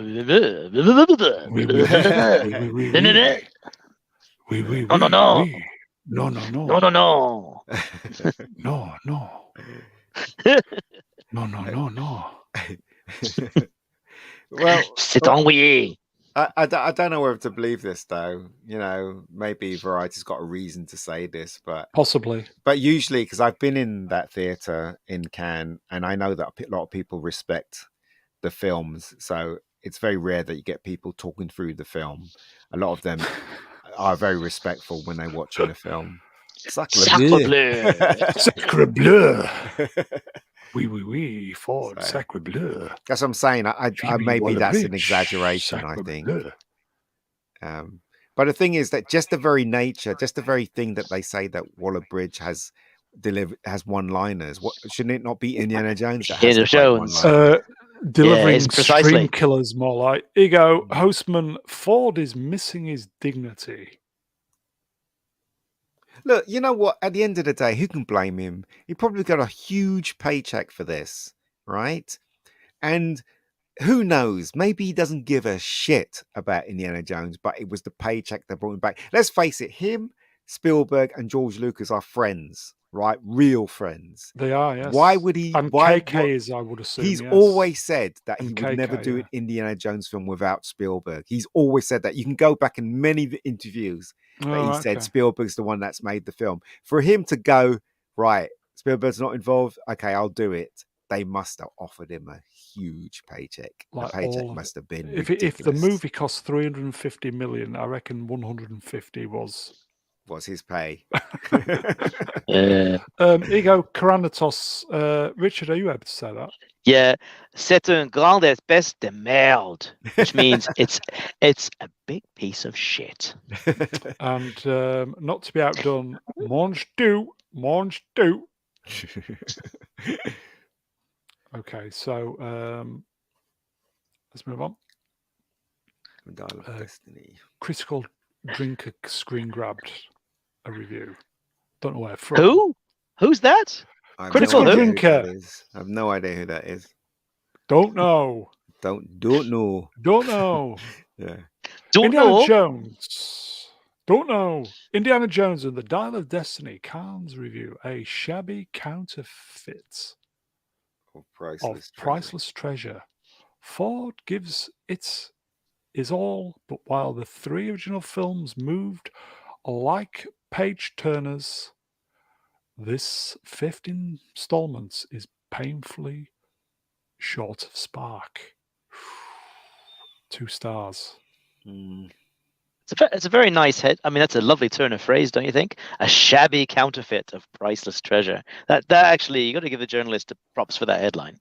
Yeah, but they always wax lyrical, don't they, when they're reviewing films, instead of just coming to the point and saying it was shit, basically. True, but as far as headlines go, because you see some very misleading ones, some very poor ones, very badly constructed ones, but that one actually is quite neat. It's one of the best ones I've seen in a while. Here you go, folks. Karantos, rest in peace, Indy. I kind of get the feeling, yes. Well, I guess does he die in this film? That I don't know. Hope not. I don't think he will. The reshoots took all that out, apparently, according to some YouTubers. Was that the Doomcock rumor that he died? They were going to take him out of existence with the time travel. Yeah. Ian said he thinks the time travel stuff's been taken out, and possibly I do as well. Because the Dial of Destiny is about time travel. The actual Die Glocker German time travel device. Yeah. So why would they go after that unless they were thinking about time traveling and correcting the past for the future? So as I think we discussed the Die Glocker stuff last year on a stream. Yeah. And it is genuine World War II tech. And I really liked the concept of this film. I thought it could be really, really great. The thing about this, as previously said, the thing about this is it doesn't have the supernatural element in this. And again, that's what the last 3 Indiana Jones films was all about. It was about something beyond life. It's an old-fashioned way of thinking: God, the devil, the entire universe, blah blah blah. And to take that away from Indiana Jones, it really does bring it down to something else rather than Indiana Jones, I find. And to have time travel, it's all good, but there's it's a bit of a cop out, isn't it? Timey-wimey stuff. Yeah. Well, as you say, what the removal of spiritual elements does is it takes out a moral message. I mean, whether because you got the first film is Judaism, the second film is Hinduism, the third film is Christianity, and all of them have moral messages that are linked to those belief systems, right? But they're universally good moral messages. They apply to it, they're positive for anybody, but that's removed when you take that out. And also that's time travel itself. Don't we always say that that's what writers resort to when they can't think of anything else? Is that the Star Trek thing? Yeah. It's true. Yeah, it's true. Oh, well. Plus, the original 3 films would have been written by people who knew how to write, possibly. Yeah, and also would be supervised by Spielberg, who knows how to pace a movie, and KK doesn't know the time of day. Well, it's not. I mean, the thing is, though, KK's just a producer. It would have been Mangold and the scriptwriters. No, she's the boss of Lucasfilm. No, she is the boss of Lucasfilm, but I don't. Well, she's a producer, but she's the boss. Yeah, I know, but I think the only input that she's going to be putting into, or what she put into this, is to say she wants sugars. Fleabag to have more funny lines. She wants this line changed Self-insert, yes. because Indiana Jones is saying something that puts her down, so we can't have that. That's the things that she'll change in the script. When we talk about constructing a script and making it work, she has not got a clue. So she probably stays away from it until they say they've got a draft that they're happy with, and then she comes in and changes things and tells people to change things. That's what I reckon she does. According That's to her Time Prophet, contribution. Mr. Brown Alliance has me, KK can make a lovely coffee. Actually, I feel like a coffee right now, mate. You go, Dark Hour. If they removed Indy from the timeline, who would Mr. Hilter autograph the book for? Yeah. It would be Waller Bridge, won't it? Because Well, she'd be wearing the hat. Plus, if let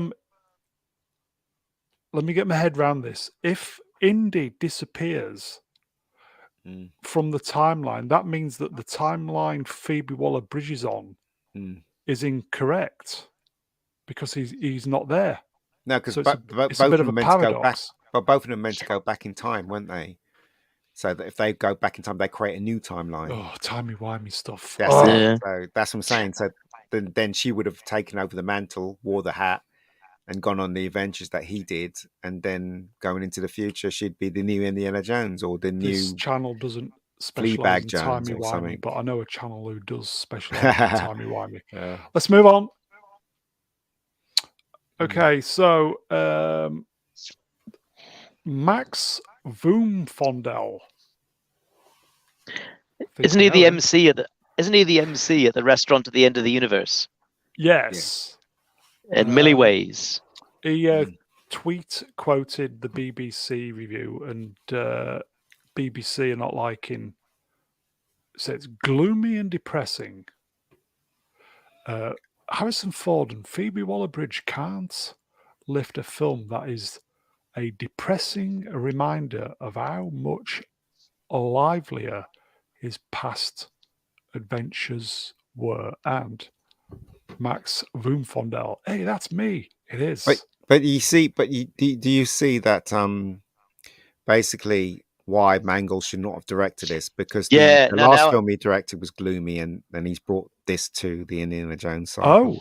Do you think that's maybe why he was brought in to direct this? Because if that was the intent, to show, I mean, he showed masterfully how to show a hero in his final dying stages, right? Yeah. That's what Logan's about. Logan is the end of the hero's journey, and it is deeply depressing, but there is moments of great redemption in it, right? Maybe I think you're right, that he was brought in because they thought, we need to end Indiana Jones now. We need to show him at the end of his time where he is broken and he's got nothing left. And apparently he's even, because I've read, spoiler, I've read in one of the reviews that he's getting divorced from Marion, so that's gone to shit as well. But that Mangold was intended always to show him as this broken, downward trajectory character, and that now they've had to change that in these reshoots and rescriptings or whatever. It's created a real Frankenstein's monster of a film. Yeah, it's going to be tonally bizarre, I think. Gosh. Yep. So in short, yes, I totally agree with you. Well, but she basically, KK basically, and the team went out of their way to try and disgrace Indiana Jones's character and put Phoebe in, but because of all the people on YouTube, maybe Doomcock had a hand in this. Who knows? They were forced to change it. So again, it's going to be a Frankenstein kind of movie. I think the relentless vids from Doomcock did alter the trajectory of this movie. Yeah, it's still going to be a car crash, but not as bad as it was going to be. How many subscribers has Doomcock got? Quite a few. It's over. Is it over 300 now? But I guess he generates a lot of traffic. Whether it's positive or negative traffic about Doomcock, he does generate a lot. There you go, talk. John John Osachuk. John Osachuk. Yes, I do apologise. I can't speak. Doomcock did all the Lord's work. He did.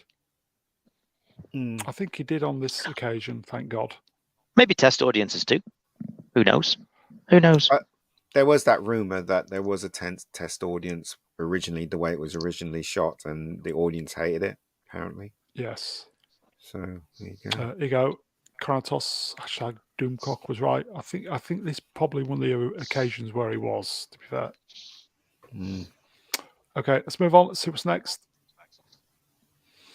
So the Rotten Tomatoes reviews started coming in from the people who'd seen it. So at the time of taking this screen grab, 43%. I think there's 7 reviews. Mm. But I don't trust any kind of reviews really. Not on Rotten Tomatoes. So and yeah, I don't trust the critics' review. So I will go and see it myself and then figure out. Okay, so I took a later screen grab. Mm.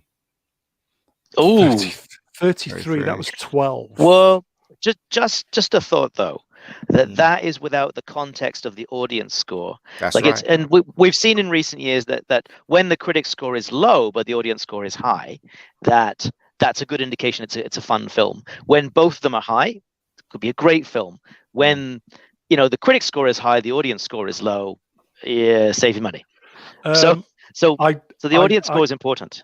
I did have another look before we came on, literally just before we came on. I think it had gone back up to about 52. That's still quite low for an Indiana Jones film. Yeah. That's not a ringing endorsement at all. Mm. Yeah, well. Oh, well. Yeah, that's why I'm going to wait and see. And if Kathleen Kennedy, if this flops big time, and if Kathleen Kennedy isn't fired because of this, then you have to start wondering what they really are doing over there. You have to wonder. When you go, Max Voomfondel, is this coming out anywhere near The Flash? No, because it's June, isn't it? This is coming out. Flash is, when is that coming out? Is that July?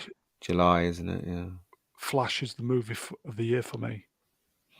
As I've been saying for many months, The Flash is the one. Do you know, it's interesting because I had the same reaction that Ian did in terms of, the Flash movie. One of the intentional consequences is to remove Henry Cavill as Superman, to erase that timeline from existence. So to utterly, you were saying that on stream the other day, and I was thinking, that's exactly what I thought. As soon as it's Supergirl, but Superman doesn't exist, that, Kal-El never made it to Earth or whatever, that, you've utterly erased the Henry Cavill Superman. And that was, I think, an intentional act in that film, so that then they could produce the Supergirl movie, which has since been chucked in the bin. Yeah. No. Yeah. So that bugs me about the Flash. That Flash is going to do very well, but with that caveat, yes. With Cavill in it, it'd just cleaned up, but that's just me. Yeah, it absolutely would have. They're hoping that the normies won't notice. That's what they're hoping now. But it's dead in the water anyway. After this, I'd be pretty surprised if I made another Flash movie, unless it really breaks the bank. I think it's going to do very well, purely because of Keaton. Well, actually, I don't hope so, because I don't like the main guy. But it's got Keaton in it. It's going to do really well. Yeah, but I think hopefully we might get a Keaton movie out He's of a great actor, though. He doesn't need stuff like this to keep working. Do you know what I mean? So, yeah. I wonder. I mean, what is Michael Keaton's return as Batman going to do as a box office draw? I mean, it's really been heavily promoted in the shorts for this film. It's been heavily promoted, but how much does he feature in the film? I guess any feature is a bit of a draw. Yeah, a lot. Well, he's featured. Him and Supergirl's featured a lot in this movie, apparently. So it's going to be it's going to be interesting to see how much of the Flash is in there and how much Batman is in there. Well, my problem. Sorry, go ahead, Baron. Sorry, no, go on. Apologies. I was going to say, as I've been a DC sort of comics fan for a very long time, so over 40 plus years, and I've always liked the characters of the Flash, whether it was Barry Allen or Wally West, and Ezra Miller just for me is woefully miscast as Barry Allen. He just hasn't. Of course he is. Yeah, I suppose so. But he's not only just the performance and the actor, but the writing as well. That Barry Allen is a character who was never like that. The guy on the TV show, which is a CW show that's not particularly good, he's a better Flash. At least a better. I get a strange feeling that obviously Miller is a bit of a twat. I kind of get the feeling he might just pull it out the bag on this. It doesn't matter. I mean, it's in a hiding to nowhere. Yeah. Listen, if it breaks the bank big time, yes, they'll consider making another one with that stupid fella in it. But it probably won't, and then that'll be the end of the Flash. So Yeah, Or recast maybe. yeah. Just get a Keaton Batman film out of it. Batman Beyond or something. Okay, shall we move on? I just got a message from Swap Shop saying he's just got home. Dirty stop out. Yeah. Okay. And finally, this week, somebody posted a meme for the biggest downgrade of all time. Did you see? Anybody see that? No, goodness gracious. Well, if Not wrong. If you search downgrade on Twitter, there's loads of them, and the most prolific one was Lucas KK is the biggest downgrade of all time. What do you mean downgrade? Sorry, I've lost you. Well, so I think guiding Lucasfilm and guiding their productions, particularly with the Star Wars sequel trilogy, and now with this Indiana Jones film, that would be what I would take away from that. That he was the guiding intellect behind, Star Wars, the original trilogy, which is brilliant, the prequel trilogy, which has ups and downs, looking pretty good now though in comparison. But he was the guiding force, the spirit behind that, and that now that Lucasfilm, she's totally the opposite. She's everything that he's not. Hence the biggest downgrade. Well, the thing is, they got conned, didn't they? Who'd have thought? They didn't think that this big feminist crap was going to ride through all our movies. So George Lucas, in good faith, handed it over to Kathleen Kennedy, thinking she was going to do right by Star Wars, but she didn't. So what gets me is one of the Disney shills goes, "Nah, not really." Well, there's nothing wrong with the idea of female-led Star Wars films. Rey could have been a very compelling character had she faced similar challenges to Luke Skywalker in those original films. Had she been through the trials he had been through, had she suffered defeats, had she had, to make difficult choices, and not just pull it out of the bag every time. If that had occurred, she could have led some fantastic films. I mean, we all cheer for Ellen Ripley. We all cheer for Sarah Connor. We all cheer for I cheer for Wonder Woman. I really enjoyed the first film. We cheer for those characters, even the ones that are a little bit perfect, like Gal Gadot in Wonder Woman 1. We cheer for those female characters who have heart and who, we can connect to, we can see them struggle, we can see them take on difficult things. And there is no reason that Rey couldn't have been a great character. Agreed. But that's not what was envisioned for her. That they lost. And Lucas understood. I mean, people criticize him for his direction, and fair enough. Ian's done it on this stream, and fair enough. But he was still a storyteller, and he still understood that there are elements that make a great story, and those were lacking in the sequels because his vision wasn't there.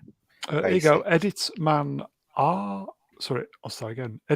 Romeo Golf 2. Star Wars did survive with the books and video games with great stories and characters when Lucas was around. KK just denied any of the expanded universe existed, didn't she? Yeah, it's terrible. Yeah, it was the most disingenuous thing to do.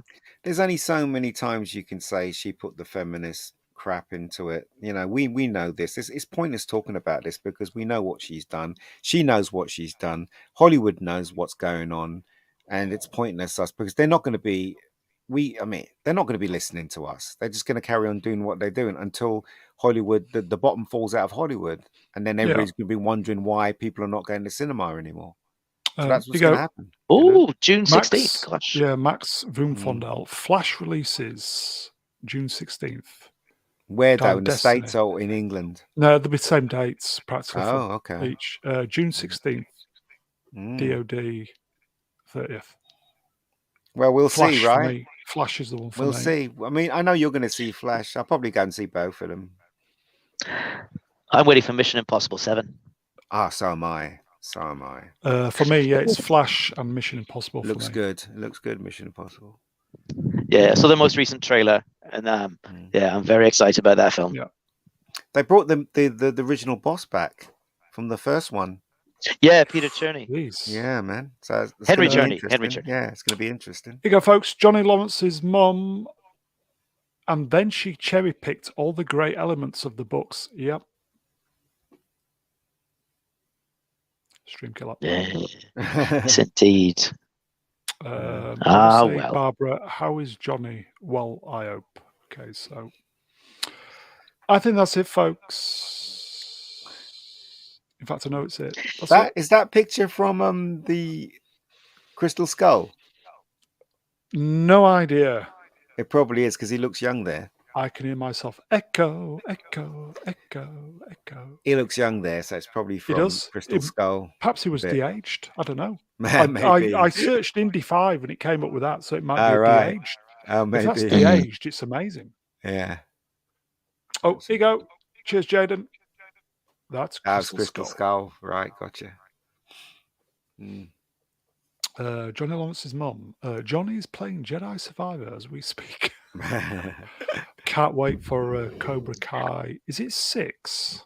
Yeah, it's 6. The last one. It's the last one, isn't it? Hashtag awesome. Yeah. Okay. Hash brown awesome, sorry. Yes. There you go. Timing. I think that's it, folks. I think we did okay. 2 hours. Ta-ta, everybody. Ta-ta. I will say, chat, you are wonderful. Thank you very much. Always great to see you popping in to say hello. If you weren't here, it'd be just us three talking bollocks at each other. So yeah. Always wonderful, you lovely, lovely people. Don't forget, we're going to be back tomorrow doing the normal musing stuff. Guests to be confirmed. So cheers, boys and girls. Great to see you. I will thank the cats, in brackets, the guests. Romeo, Romeo, Tango, November, Zulu. Cheers, Rich. Thank you, sir. Thank you for having me on. Thank you, everyone. Thank you, chat. Thank you, Ian. Thank you, Brown. Wise elder of the channel, folks. You know the rest. The mega geek himself, Mr. Ian David Diaz. Cheers, no worries.